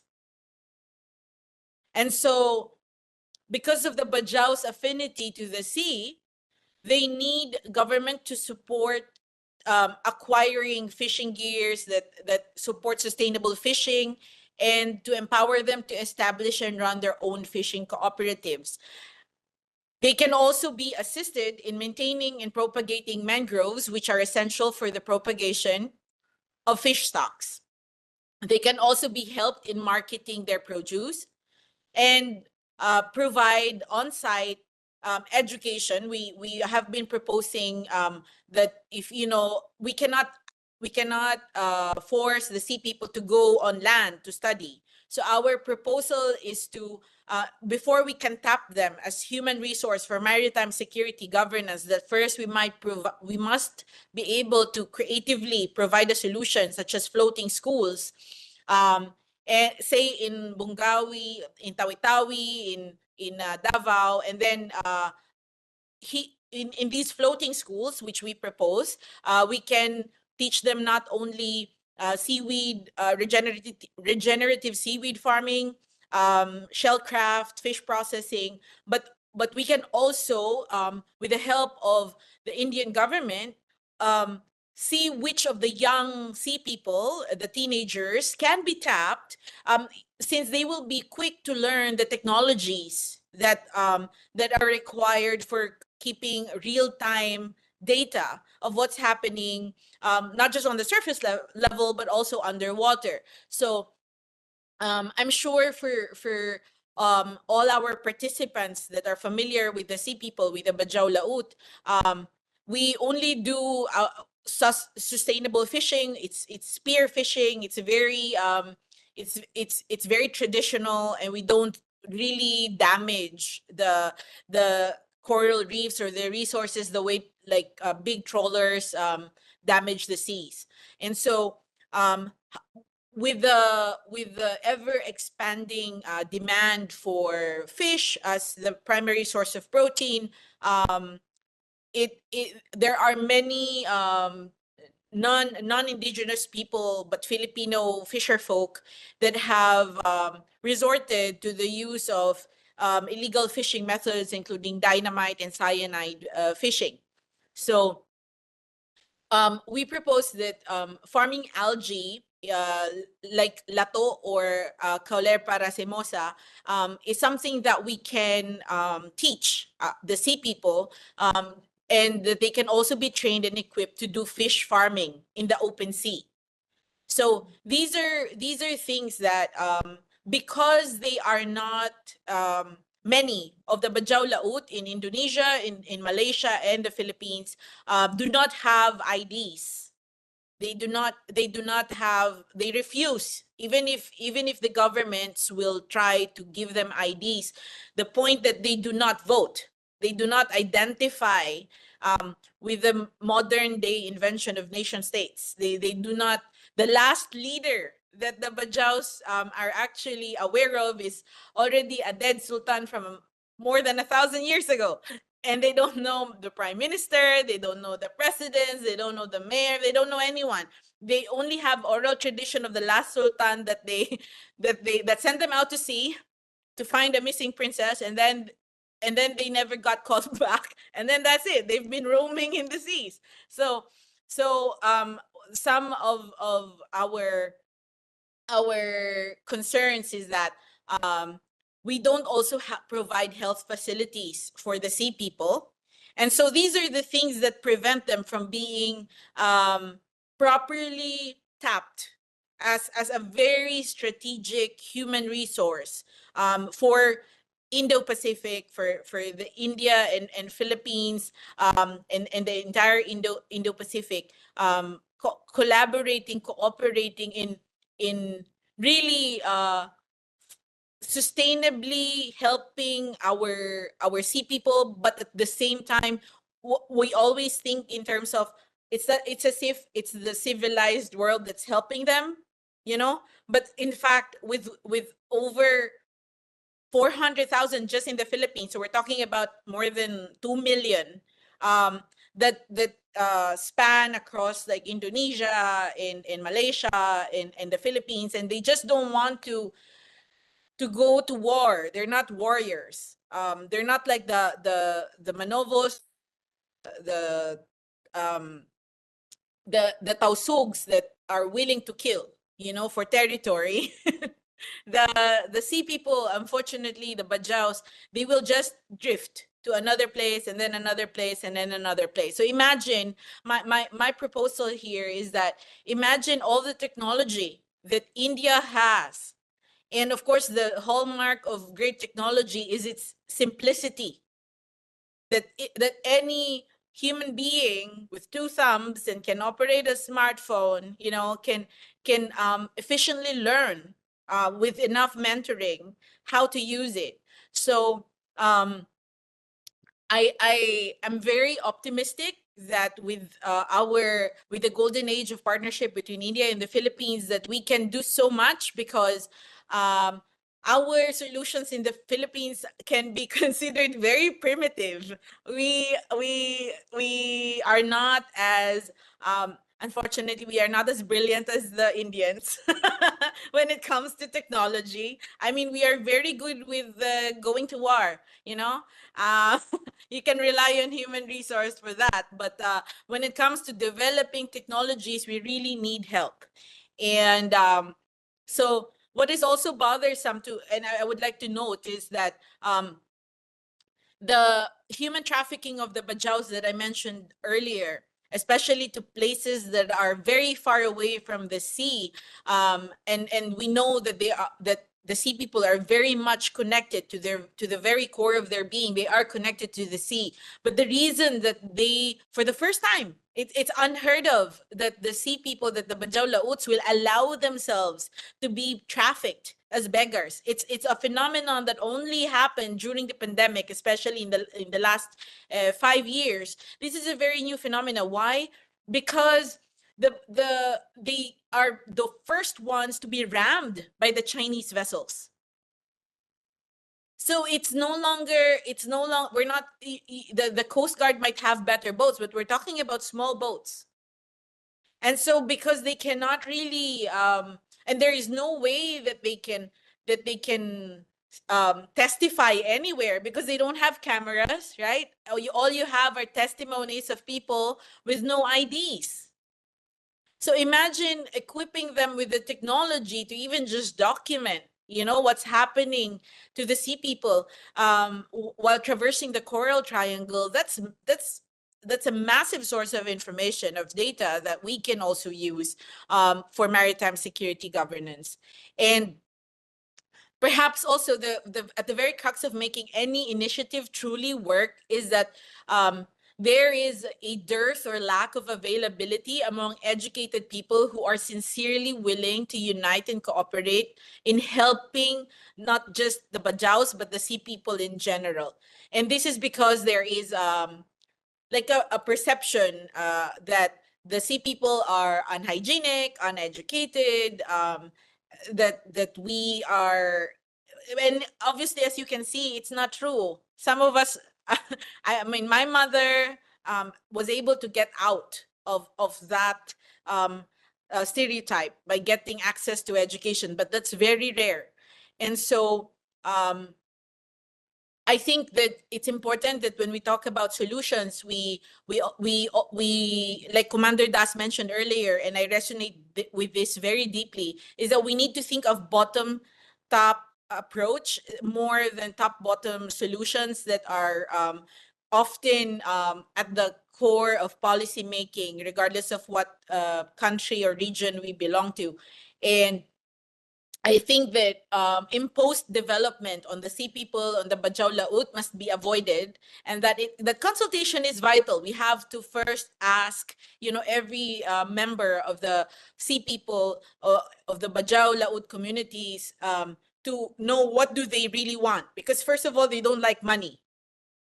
They don't have use for currency because they don't have IDs. They only value if we can provide nicer boats, even if they're small, and if we can teach them how to maintain such small boats and use the monitoring, the surveillance technologies that will be on the boats. So these are the things that they will be open to accepting, because it will not force them to change their lifestyle and their way of life. So I think that first we must start with the heartfelt and expressed aspirations of the sea people when we conduct such consultations, and that we also, as scholars, we have to be aware of the initial can't do's, like the skills and the resources, and the won't do's of the sea people, like their perceptions, attitudes, and fears as Bajaus. And so of course, I don't want to extend beyond the 10 minutes that was given to me, but I very much look forward to learning more about all these technologies. I'm very excited to learn more about all these technologies that I can help scale, not only in terms of understanding and learning for our military and PNP, the police officers in the Philippines, but also for the sea people, the very tribe that I belong to. And because I am confident that if the problem of India, Philippines, and the entire ASEAN Indo-Pacific region is human resource, well, we have over 400,000 in the Philippines alone waiting to be tapped. And the Manobos are 50% at sea, and so if we need warriors, sea warriors, to help the Manovos and the Tausugs, who are more open-minded, are willing to work with the Bajau Laut as a necessary added security on the boats. So I feel that there are a lot of exciting collaborations up ahead, and I look forward to learning more from all of you. Thank you very much. Thank you, Ms. Andrea Toledo. The deep and intricate relationship between vulnerable coastal communities and the oceans, as well as the negative feedback loops driven by climate change, often go underappreciated. Additionally, the diversity within these communities plays a crucial role in shaping policy execution and has significant implications for technology implementation, as you rightly pointed out. Your insights have highlighted the urgent need for sustainable and inclusive interventions. Thank you so much. And now, unfortunately, we are running short on time. I kindly request the speakers to limit their presentations to 10 minutes. I apologize for the adjustment. I now invite Dr. Shabana Barua to share her comments and perspectives. Over to you, ma'am. Thank you. I was hearing both the speakers who spoken with great details, and particularly from Miss Andrea, who spoke about the sea people and how their struggles have been, how that has aligned with the UDA, how that can, and the problems that you face can align with the UDA framework at large. And I think what Professor Mimi has said, that India-Philippines ties overall has deepened over the past couple of years. I would like to draw from your presentations and give a very brief remark. When I say brief, it's truly brief, just about 5 to 7 minutes. But let me tell you that I did work with the think tank of the Ministry of External Affairs of India at some point, and in the last couple of years, there has been deepening relationship between India and Philippines at large. When I changed over in terms of my profession and joined the Jindal School of International Affairs, we had the ambassador of Philippines to India join us for our commencement lecture last year. This is in view of the fact that we celebrated 75 years of India-Philippines relationship. And mind you, we also celebrated in India the 75th year of diplomatic relationship with Indonesia. So two countries which are of great importance to India. I think in terms of the UDA framework, in terms of maritime alignments and convergences, we have a lot of scope in the field. And I would like to congratulate MRC for bringing forth this UDA framework with great passion. And I think in the last couple of years, UDA has been in everybody's minds, and that is what MRC has managed to do. Now, coming back to India's vision and where we can align, I see I will outline and highlight two main points, and then from a policy perspective, probably give one or 2 points for engagement where we can collaborate. One is, of course, the fact that our defense ties have been, because I've been asked to speak on the strategic angle, and our defense ties have deepened over the a couple of years, particularly in 2022. India signed a contract worth $374.9 million to supply the BrahMos missile system, and last year we delivered the BrahMos cruise missile. I think that is one area where the UDA framework can fit in, and both countries can see where AI can play a role, where also overall in terms of, because we've had this issue of non-traditional security issue, but also issues of strategic importance like laying down or the need for cables, undersea cables and things like that. Areas which are not just hard power security, but both soft and hard power mixed together. So point being that security is one area where both India and Philippines are looking towards forging deeper ties. But on another front, when we talk about India's Indo-Pacific Ocean Initiative, which has 7 pillars where countries are welcome to come in and pitch in on one or any of these 7 pillars. One area is capacity building. One of the pillars is capacity building. And I think India and Philippines, and I think Ms. Andrews spoke about this a bit in detail, that in terms of capacity building, we have a lot of scope. Now, because I come from an educational or academic background, I would like to mention that there has been some MOUs that have been signed in terms of capacity building. We have had track 2 dialogues that have taken place between the National Maritime Foundation and the Stratbase ADR. I'm not very sure about which was the partner institution, but if I'm not wrong, it was Stratbase ADR institution. And this MOU initiated a track 2 dialogue, which means that people like you and I, who don't belong to the government per se, have a chance to participate and feed into the policy level. So since this has already been institutionalized, I would like MRC and other partners in the Philippines to continue with this process so that our Philippines maritime dialogue will continue, and not just at the level of the government, but level of the institutions which are below the state level. It could be societies, it could be think tanks, it could be any other academic institution. In terms of also building of capacity building as such, I would like to also talk about the fellowship that there has been a Philippines is beneficiary to Indian technical and economic cooperation initiative, which is ITEC. So a lot of training that you had mentioned, lot of capacity building is already happening at that level. But to that, I would add to what the OP Jindal University is also doing. We have this fellowship called the Naveen Jindal Young Scholars Fellowship that is being offered today. And we do encourage scholars, and because I'm from the international relations background, but however, this fellowship is not limited to that. It could be business school, it could be law, it could be cultural, say, films and agriculture, or not so much of STEM yet. So not so much of technology, but definitely culture, business, economy, and any other such fields.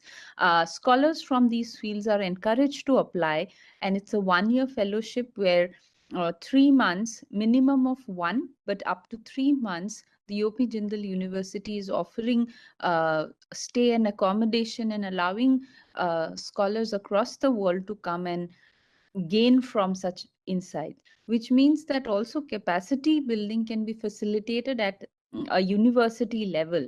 So from students to scholars to anybody who is in their early careers are encouraged to come and participate in this. And I'm sure there can be similar things worked out with partner institutions in the Philippines. So the other point, therefore, would be to highlight these capacity building areas, because it's also a part of India's Indo-Pacific Ocean Initiative. And I think Philippines and India can play a very good role together in that context. The third point I would like to highlight, again, a bit of a strategic angle there, is the fact that, and this, Ms. Andrea, again, you've brought it out, how you are threatened so many times by Chinese presence in the Indo-Pacific at large, if not particularly. I think so many countries are now dealing with the strategic disadvantage of China's belligerence in the seas. Now, we already have multilateral, or at least alliances that have been formed. And I think India is already part of the Quad, as you all know. But we also see different strategic setups such as AUKUS, which is the the United States, UK, and Australia that has come together, more of a direct attack on China, or at least, more of a direct strategic messaging against China vis-a-vis, say, a Quad, which doesn't really outrightly say that we are standing here to oppose China per se. But we also see Philippines, for instance, being part of trilateral forum of late, which is the US, Japan, Philippines. So I think what I'm trying to say is that there are many formats through which we can engage. So if there are certain things we feel that an agenda cannot be just taken up at a bilateral level, we always have different formats where we can discuss and take it to a higher level and see how we can cooperate with the region, because some things, as has been mentioned, cannot be done in a nutshell or in a small space. We have to expand that area. So we could engage as a part of our further, a further way to converge and see how we can address different issues, including the blue economy as mentioned. And if I would like to add one point to Mr. Sridharan had initially spoken about the shrimp and seaweed, if I'm not mistaken. In 2021, there was also a lot of focus on the tuna industry, for instance. So the tuna industry, how India and Philippines can work on getting production high on this aspect. So the underwater domain awareness and the technological side that both the speakers from MRC spoke about can definitely be incorporated in these various things that we're trying to get together.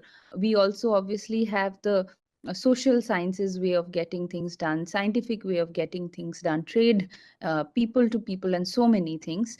But ultimately, we do have to keep in mind that Philippines is a part of the larger Southeast Asian region, and there are also many challenges to it. So from a policy perspective, when we get to work together, we also have to identify these challenges. Of course, the fact that there is a belligerent China that we face is one common challenge. The other, of course, is the fact that we tend to work little slow, then we tend to talk usually. That's what happens, and I think that's only natural.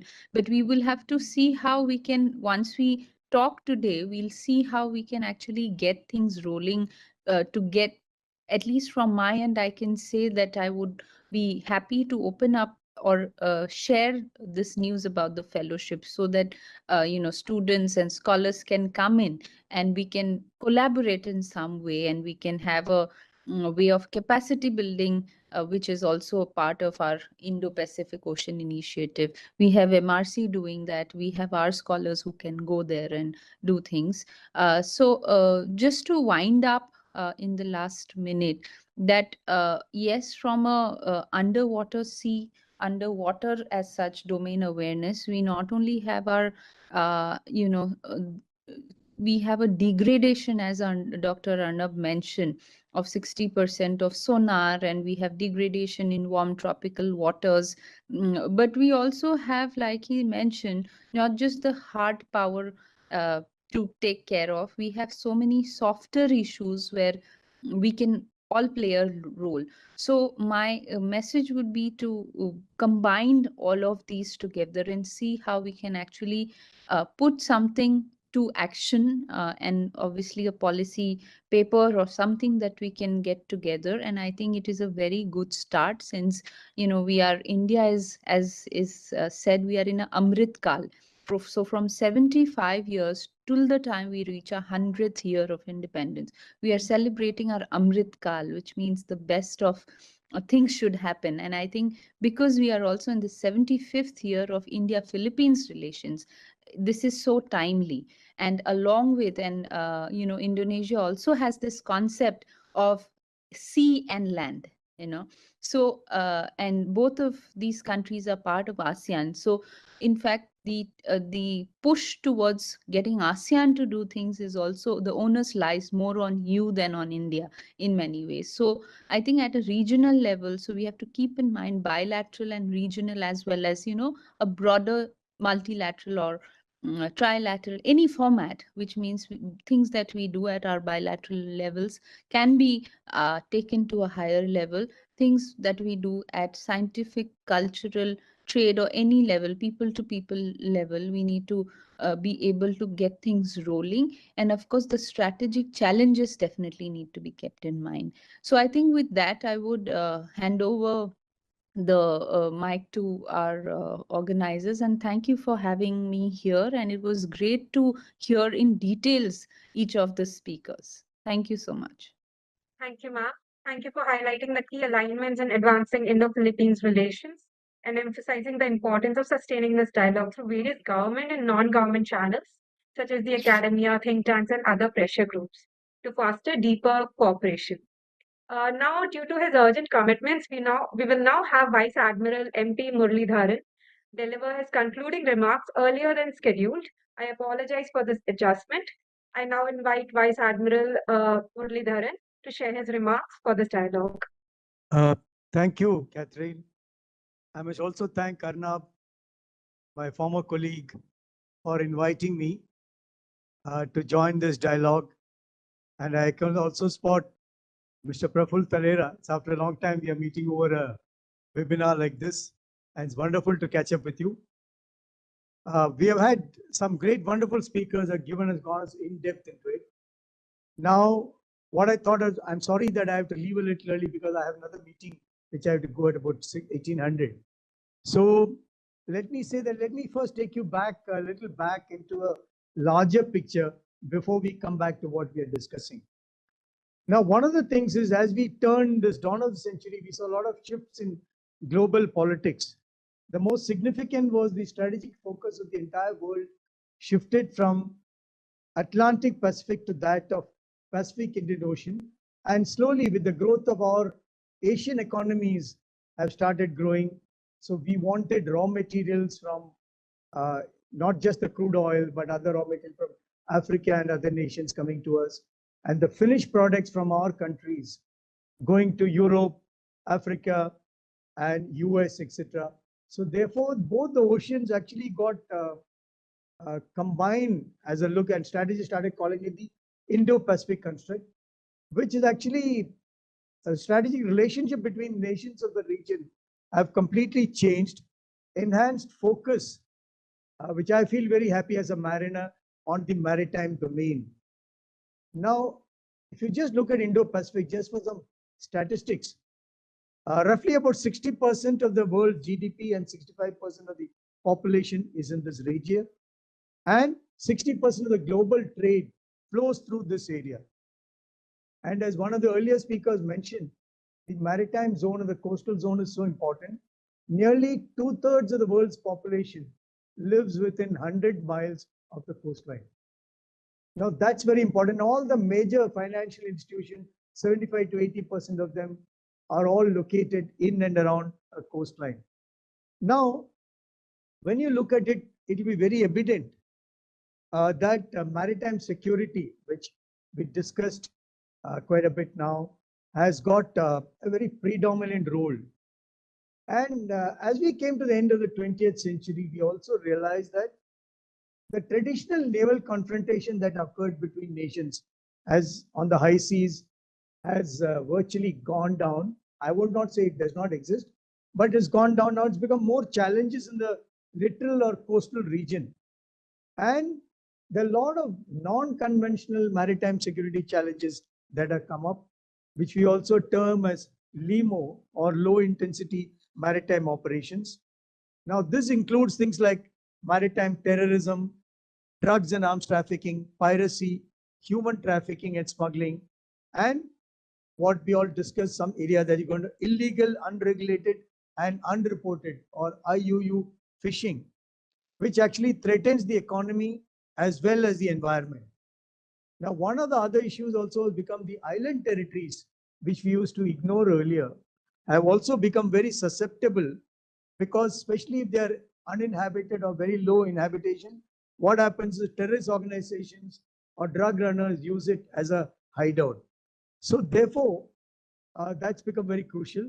Then today we also have a lot of merchantmen in dubious trade, which are under flags of convenience. So that has become another major threat.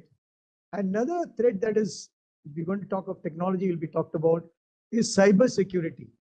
Virtually every section in our life, and even in the maritime industry, has become technology intensive, making them potential targets. So cyber security, therefore, emerging as a major challenge.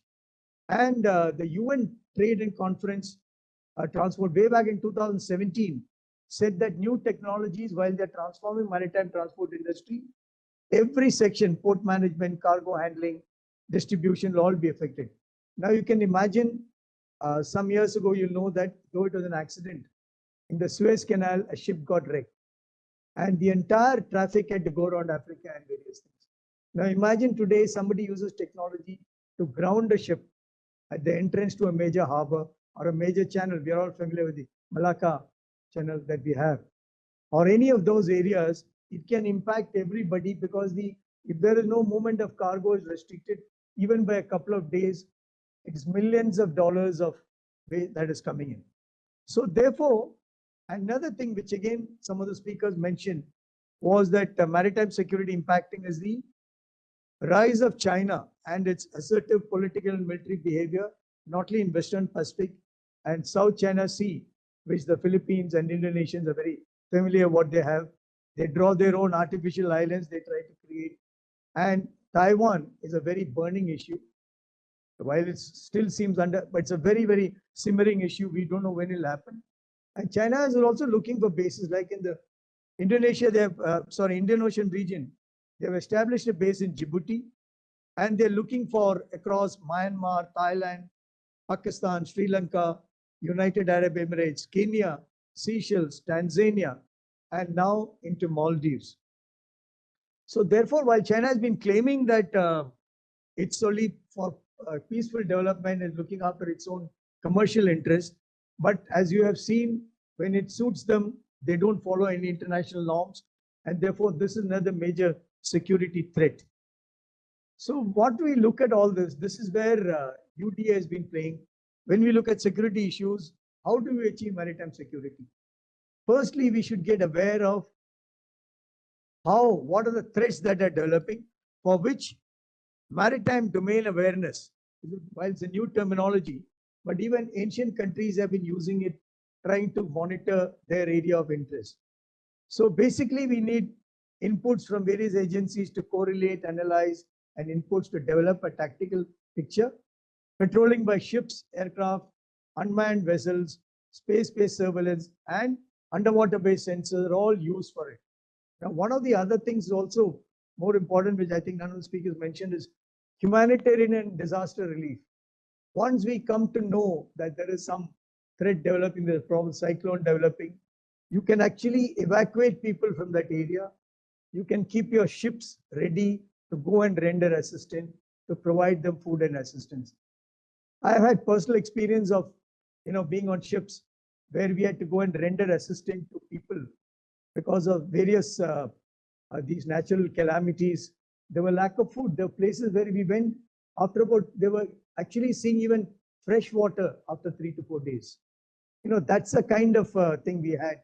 And imagine where you have small children, etc., how much they lack all these institutions. So to safeguard, and of course, anti-submarine and underwater operations are also, we need monitoring system. It would be apparent that to safeguard maritime interests, nations would need to protect not only their littoral region, but also enhance completely around. Now, this is where what we have, somebody mentioned already, between friendly nations, we actually need to improve this awareness. We can cooperate with each other.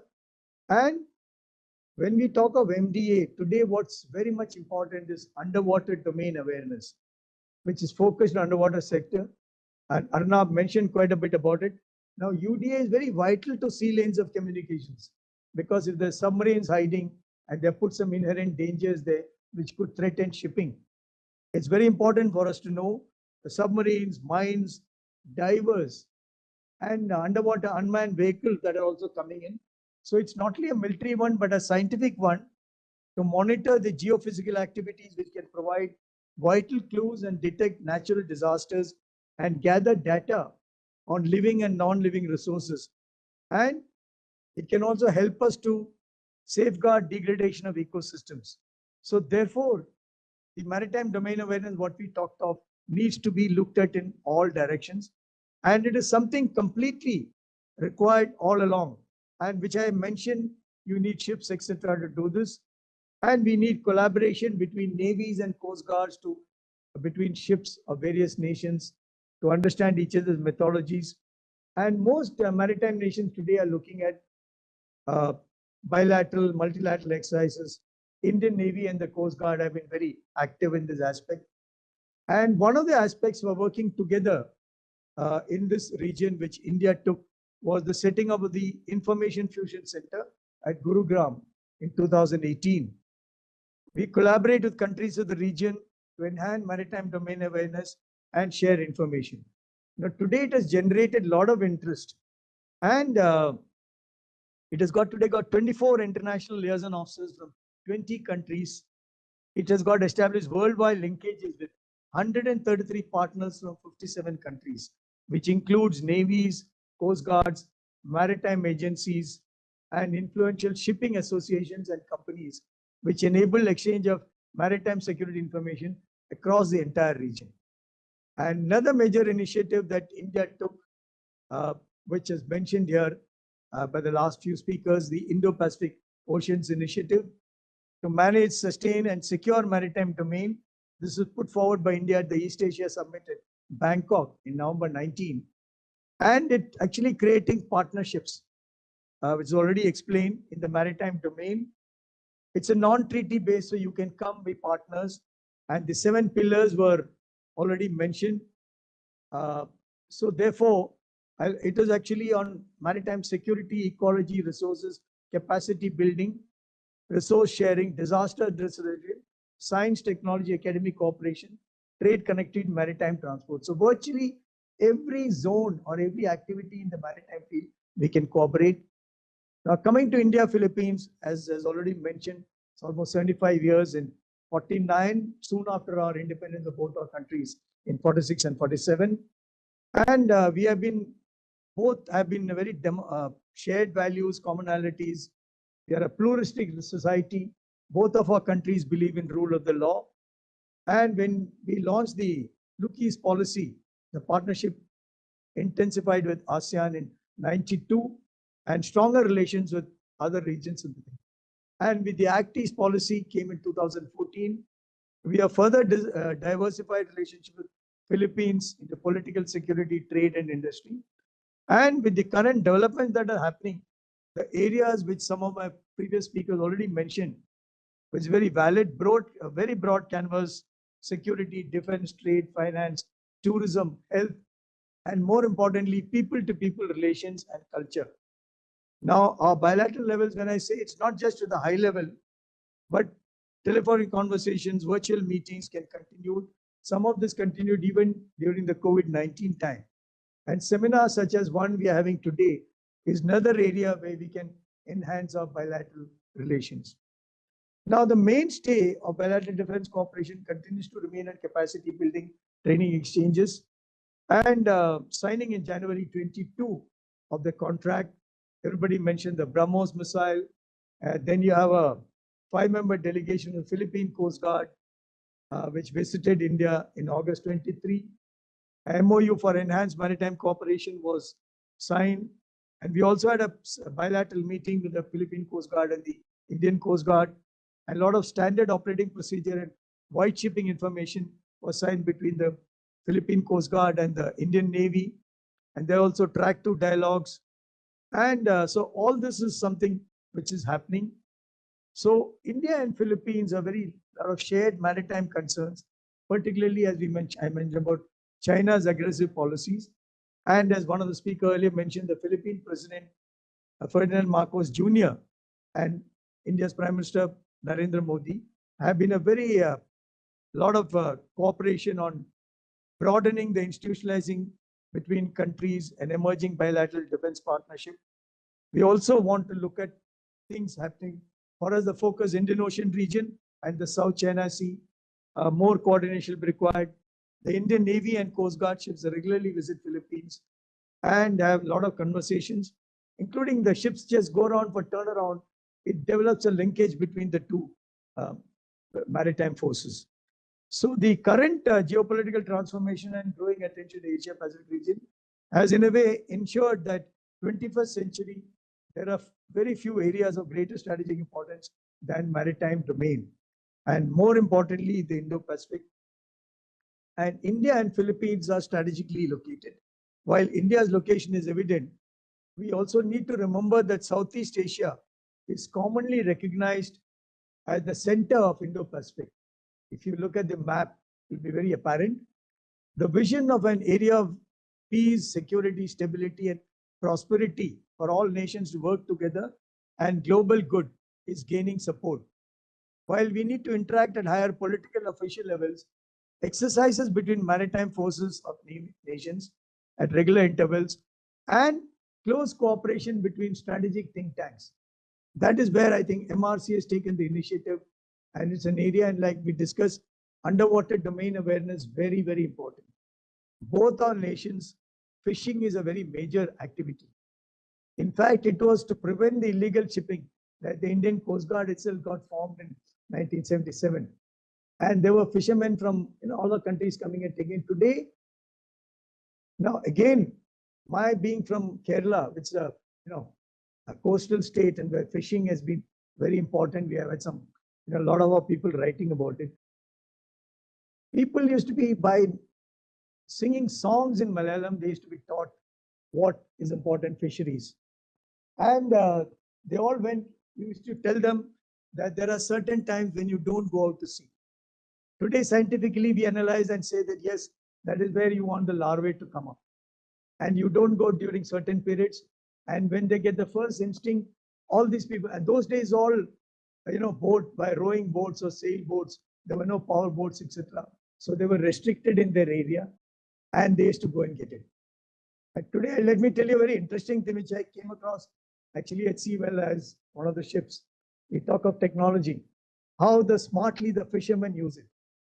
When the mobile phones came into being and the range got extended up to about 25 nautical miles from our coastline into the sea. We saw some fishermen, we knew they were from which area they were. I said, why are you going to that other area? I hope you're not lost your way because your home is there. He said, no, sir, we are monitored and we get better price for fish today in so-and-so area.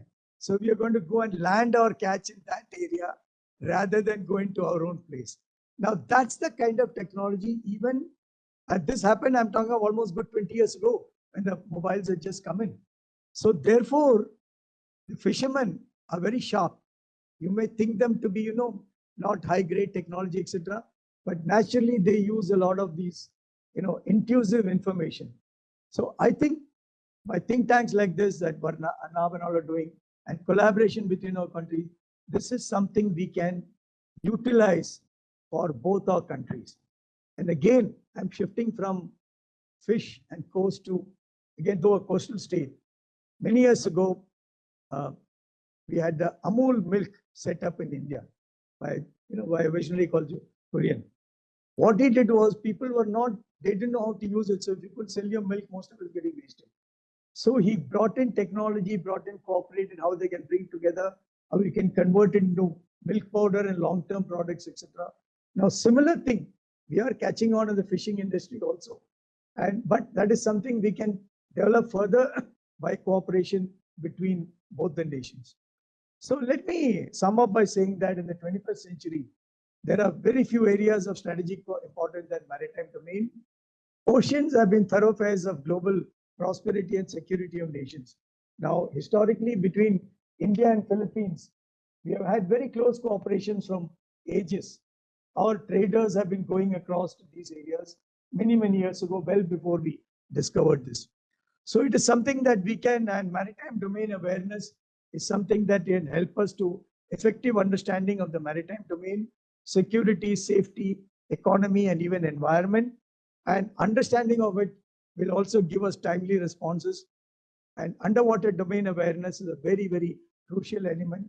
And I must personally congratulate my former colleague Arnab for taking the initiative, setting up of this. We have had quite a few conversations in India, but I think this is something now he has brought forth the importance of this to the community as large. So partnership between like-minded nations give us the best options, and strategic locations of India and Philippines certainly call for enhancing cooperation between both our nations. Apart from mutual concern, we can also strengthen security and stability in the environment across the entire region, bringing in economic growth and prosperity. The importance of maritime issues slowly emerging in the policies of little countries, and as a blue economy, I think we're going to have a talk about it a little later, is also being recognized as an important dimension in the future. And IPOI, as 2-3 other speakers have mentioned, is a major initiative. And together, I think we can cooperate and do both for not only our nations, but the entire community. And seminars such as this one would certainly give us a lot of innovative ideas. I stop here. Thank you, Arnab, and wishing the project all success. Thank you so much, sir. We truly appreciate your insights and remarks for this critical event. With this dialogue and your comprehensive perspectives, we hope to establish a constructive framework that strengthens this partnership. Thank you, sir. I would now like to invite Dr. Shishir Shrotriya, Head of Center for Maritime Economy and Connectivity at RIS New Delhi, to share his views. Sir, over to you. Wonderful, wonderful. So I'll start with the importance of India and Philippines at a very strategic location on in the areas of our respective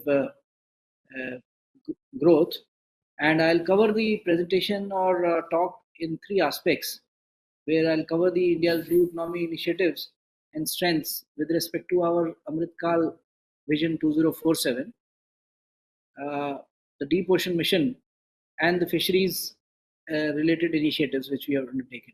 There are many other aspects of blue economy other than this also, but we will not, because of the shortage of time, will not go deeper into them, but we'll touch upon them. So India's blue economy has an exclusive economic zone of over 2 million square kilometer. It's going to grow to more than 3.5 million square kilometer, as Arnab mentioned. We have a coastline of 11,098 kilometers surrounded by Bay of Bengal and Arabian Sea. and maximum depths of close to 4,000 meters. Two very important island territories of Lakshadweep in the Arabian Sea and Andaman Nicobar in the Bay of Bengal. Now, our maritime Amritkal vision is a holistic vision which is looking after holistic development of shipping, ports, waterways, shipbuilding, and many other things. So one of the important areas is port cargo handling capacities. So currently, in the graph, you can see we are at 2690 million metric ton per annum, and it's growing at a very fast pace. By 2030, it will be 3,500, and by 2047, we aim to achieve the level of 10,000 MMTPA. Currently, we have only one deep draft mega port, which is Vinzam in the state of Kerala itself, and we are likely to grow these seven to a number of 7 deep draft major ports by 2030 and 13 by 2047. So likewise, in this statistics, I will not repeat. There is a huge number, huge growth which is captured, and we are moving slowly and steadily towards these numbers. If you see why we are moving, we have a little bit of comparison, or I've captured a little bit of comparison here, where you can see that our cargo handling capacity from 2018-19 onwards, how it has grown, and in major ports it has grown by a pace of almost 47%, and similarly, the turnaround time or the efficiencies have improved by 27%. So that's the kind of stats which I am trying to bring to you. Why this is important, we will talk about this slightly later. As far as the coastal shipping and inland waterways goes, there is, and we are handling, we are improving the coastal shipping. There has been an improvement of around 6.5% over the last 10 years. And similarly, on the inland waterways transport, there has been an improvement of 35%. So this growth curve is a very important growth curve, which I'm trying to highlight in all the dimensions, of our port-led industrialization or port capacities or logistic infrastructure or railroad multimodal connectivity. There is a requirement, and there has been a huge investment, and some of these figures capture that. The Indian maritime sector, comparing globally, we have now 2 ports which are in the top 30 ports worldwide, and our port capacity is growing. As I told you, vessel turnaround time is also improving. In some of the ports, the turnaround time at GNPA is 22 hours, which is less than 1 day, and it betters some of the maritime nations better than the turnaround time there. Indian seafarers, as you all know, India stands 5th. We contribute around 15% contribution globally. Philippines, we are glad to have them today in the webinar. They are number 1, and they contribute maximum number of seafarers to the world. Similarly, the Logistic Performance Index, it has improved many-fold over the years, and from 54 in 2014, we have come to a number of 38. Similarly, in the shipbuilding, we aim to achieve and we aim to better this. We are number 17 as of now, and our focus is to perform, reform, transform, and take this forward. As far as the Deep Ocean Mission is concerned, it's a huge initiative by the Government of India in various affecting various aspects of economy, seabed mining, the renewable energy, offshore energy, and as well as the gas hydrates, oil and gas, the fresh water from desalination and from the ocean thermal power or the tidal energy, seafood through fisheries or aquaculture, marine biotechnology, transport and trade, which I covered, tourism and recreation, coastal development, ocean monitoring, and coastal protection, waste disposal, and many other areas. So all these areas, there is a concerted effort by the government and other stakeholders, private stakeholders, industry, and a whole lot of stakeholders, academia, organizations like what Arnab has built, startups, where there is a huge effort by all these fields. Under the Deep Ocean Mission, by the International Seabed Authority, India is the pioneer investor to work in the polymetallic nodule site in the Indian Ocean region, and we have been allotted close to 150,000 square kilometer for exploration, where water depths in this region is close to 5,300 meters. We have our National Institute of Oceanography and NIOT has gone in for scientific explorations in the Bay of Bengal, going down to the depths of 1100 meters, and at the Indian Ocean Bay, close to 5,200 meters. Based on this experience, we are all set to develop the manned submersible for ocean exploration also. You can see the photograph or image of that. In the fisheries, India ranks as the second largest producer of aquaculture and the third largest producer of captured fisheries globally, contributing to around 8% of global fish production.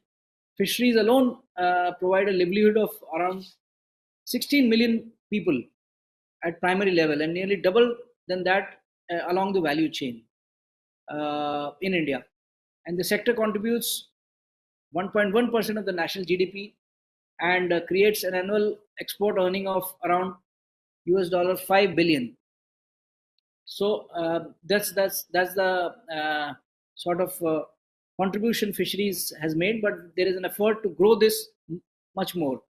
Now, all this can be grown through technology, and a lot of speakers touched about technology. So India has got good systems of ocean information system. There is a central called INCOIS. This webinar, what Commander Arnab has organized, is also about maritime domain awareness, and his initiatives also are also technology led. So we have process of satellite based mapping of the oceans, ocean observations through various mechanisms, thereafter modeling and analysis, and creating a data and information service with advisories, which has a socio-economic impact at various levels. So not only we have been doing this for ourselves, but we have been doing this for friendly countries and Philippines also. There is an important partner where these digital ocean services could be extended or developed for Philippines, and we could get benefited in this direction. Both the countries could get benefited in this direction.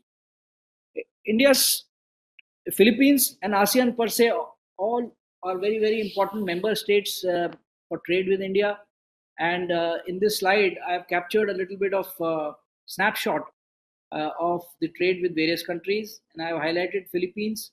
We have crossed these figures of 3.5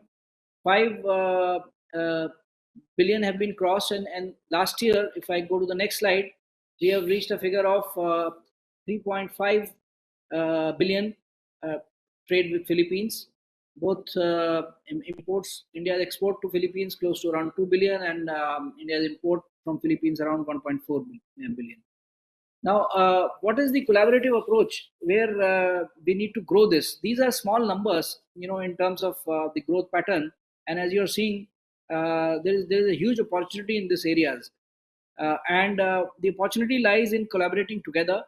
And in the maritime sector or the blue economy sector itself, although Professor Mimi did talk about memorandum of understanding between India and Philippines in maritime domain, but we need to grow them a little more, and we need to have a concerted effort through joint working groups with the involvement of industry, government, and all these stakeholders, which are working in this direction, and have a concerted effort for maritime sector cooperation, which can facilitate direct trade, market access, and foster entrepreneurship and industry collaborations. Now, maritime workforce, both our nations are very leading nations in maritime workforce, but capacity building with new technologies is also very important aspect. And both these countries, both our countries can collaborate much more on this aspect also. And lastly, it promotes sustainability and climate resilience, which are our common objectives.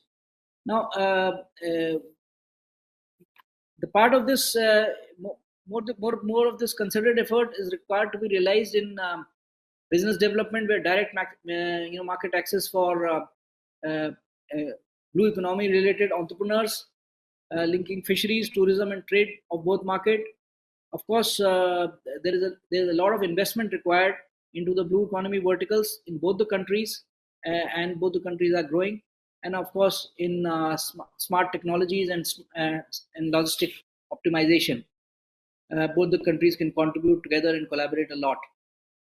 Climate resilience, as I told, is a common goal of both the countries. And through these digital ocean services, we not only create advisories for uh, disaster prevention, but we also need to create disaster resilient infrastructure. So that's one aspect. Both the countries are rich and a lot of untapped renewable energy. India, of course, leads the International Solar Alliance, but the other aspects of renewable energy with the wind and uh, and the tidal energy, huge amount of untapped resources are there. There are also a whole lot of technologies and untapped resources in waste management and circular economy. These are some of the touch points I'm touching, so that in this webinar, we of course cannot dwell deeper into them because of the paucity of time. And I can see that the time in Philippines is nearing dinner time, but I'm just touching upon them so that we note and take them forward in subsequent webinars and interaction between the two nations. The expected outcome of all this could be economic growth. Of course, it will lead to economic growth, it will lead to market expansion, and it will lead to strengthening of the collaboration between the two countries in the right direction. That's that I would like to just conclude saying that blue economy is critical both for India and Philippines and ASEAN countries at large. India and Philippines Blue Economic Collaboration should establish a sort of strategic partnership for sustained development in this direction, and forums like this. And I congratulate Commander Dr. Arnab Das and his team for putting this together. And I also want to congratulate the Philippines team, Professor Mini, and our young researcher who calls herself as a coastal warrior uh, uh, from Philippines. And many thanks for attending this and coming together. Thank you very much. Thank you, sir. It is truly inspiring to see the numbers and also the gaps where both the countries can collaborate. Thank you so much for pointing all of that out. I would now like to open the floor for questions, discussions, and deliberations. At this stage, I also invite Dr. Das to share his comments. No, I think Over to you, sir. in my vote of thanks, probably I can propose some points. But Professor Mimi, your inputs, I mean, having heard everybody, some informal inputs you would like to give, and certain directions in taking this collaboration forward. So, Professor Mimi, over to you. Thank you very much. Thank you to Commander Dr. Arnab Das and his team for hosting this webinar.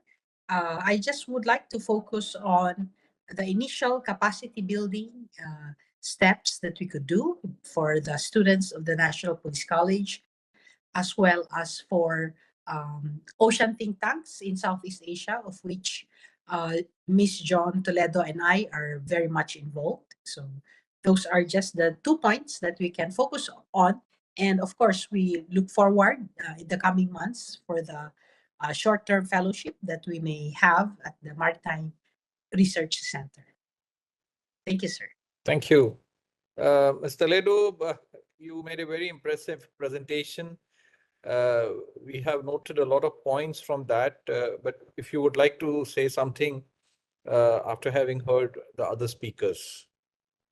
Yes, I am very much excited about all the developments that, especially in the aspect of technology, being one of the young indigenous people that have had the opportunity to become educated, the opportunity to cascade whatever artificial intelligence apps that will be helpful to the coastal and littoral communities will be of great interest, not just to the think tank, but especially to our tribe.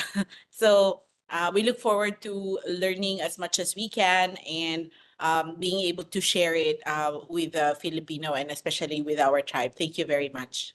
Thank you. Nishta, would you like to say something? If there is anybody else who wants to say something, may please put their hands up. Nishta, over to you. Thank you so much, sir, for allowing me to speak. I think all the speakers have been brilliant. Like the content of this entire show has been brilliant. And that's what I was just communicating in the group also, that even though, some of us, we come from the non-technical background, but then conversations like such really are very educative. And I'd like to thank each one of you, especially Professor Mimi and her colleague from Philippines. Thank you so much for joining. And to the other speakers also, especially Dr. Shrabana Barua, I think her presentation was commendable. It really gave the sense of the international relations aspect of, how India and Philippines have been progressing and things associated with the partnerships in the maritime domain. So just that, and I think Catherine has been brilliant in terms of like hosting this webinar. So good job, Catherine, and thanks everyone. Thank you so much. Thanks, sir. Over to you. Shashi sir, would you like to say something? So what I was mentioning is that we should not be stopping here, and then we should be looking for partners who can promote what we discussed here and take forward these initiatives in a very comprehensive manner in both the directions, so that the identified areas have been identified here. We've been focusing on these areas. The next step comes is focus the partners who will engage on both sides, and the third step is start the projects, find a way to start the projects in a collaborative fashion, which can help both the countries grow in the dimensions which we have outlined here. Yeah, thank you. Thank you so much, sir. So thank you. That brings us to the end of this fantastic event put together by Catherine and our MRC team, Shreya and Ayush at the back end, and under the able leadership of Sridhar, and our internal speakers, Catherine and Sridhar and Shlok. But I must first acknowledge, the efforts of Professor Mimi in putting this together. I mean, she reached out to us, and extremely constructive, positive interactions we had.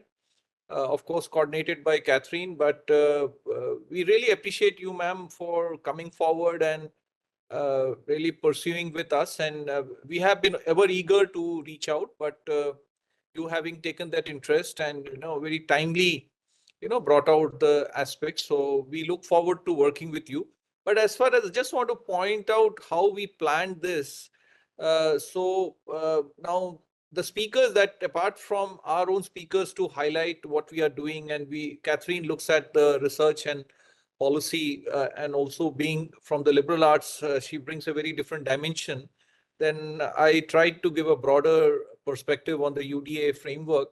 And then, of course, innovation head Sridhar gave a broad perspective. But very lately, I realized that requesting Shlok to also come in, because in our last conversation 2 days back, you highlighted the importance of coastal management. So I requested Shlok to also come in. So that was a slight last minute entry, but I thought it was important to get him, because today he didn't get so much time to speak, but Sridhar and team have done a lot of work, and also Shlok has built a lot of things. Then our speakers from outside, Dr. Shavana Barua comes from the Jindal School, but she has a background of being part of an MEA, Ministry of External Affairs led think tank, ICWA. So she understands international relations. She is a PhD from Jawaharlal Nehru University on international relations and geopolitics. So she understands this domain very well. And right now she is the head of the Center for South Asian Studies at OP Jindal, and she also announced certain things that we can do with her. We also have an ongoing discussion on a partnership with OP Jindal University. I visited them recently, and I think I can assure you that it's a world-class institution that they have built, and more than 14,000 students and more than 1,200 faculty members, and they all come from very varied dimensions, disciplines, and the top of the lot globally. But Shabana brought, I think she spoke very well and kind of put the international relation aspect very well. Then requesting Shrirotra sir, he actually combines 4 different aspects. I mean, he has served in the Navy, so understands the maritime sector very well. He is a technology person. He is also very qualified, more than me, from IIT Delhi, done his master's and then PhD. He has done multiple international collaborations also. But the organization he represents is also very interesting. I mean, it's a think tank based out of, I mean, run by the Ministry of External Affairs, but the center he heads is also supported or managed by the Ministry of Shipping, Ports and Waterways. So 2 ministries coming together, and so he was very much had the authority to speak on how the government of India looks at things. And then, of course, requesting Admiral Muralidharan sir was very important. He was the chief of personnel, as we call him in the Navy, the Navy HR head. So the capacity building and capability building, nobody other than him can understand or speak better on that. And then, of course, he has headed the Indian Coast Guard for a while. So he has traveled this region very well. And also he understands. And being a vice admiral and gone through the entire naval career right from the beginning till the highest position, he understands the whole maritime sector far better. So in that sense, we tried to put together, I think we came out, and I really appreciate Professor Mimi and Trinedo, that you spoke so well. I mean, you spoke from your heart, and you also put together a very fantastic background. And my team, Ayush and Shreya, will also connect that we recently had 2 field visits, and we could connect a lot of things what she said. So it's so important that we honor and we respect the traditional knowledge that our communities have. And we must try and make effort how to put that together to find solutions in the modern days. So I think I'll stop here, and we will continue this conversation. And even Shashi sir and me are also having a very serious conversation on how to work together in building partnerships in the ASEAN. I mean, next year is 10 years of ASEAN-India relations. So sir has been guiding me and kind of taking it forward. So thank you very much all for this excellent workshop and webinar. So thank you very much. Thank you, everyone. Thank you, Commander Dance. Thank you. Thank you, everyone. Thank you. Thank you, team. Thank you. Thank you, sir. Thank you, sir. Thanks, everyone.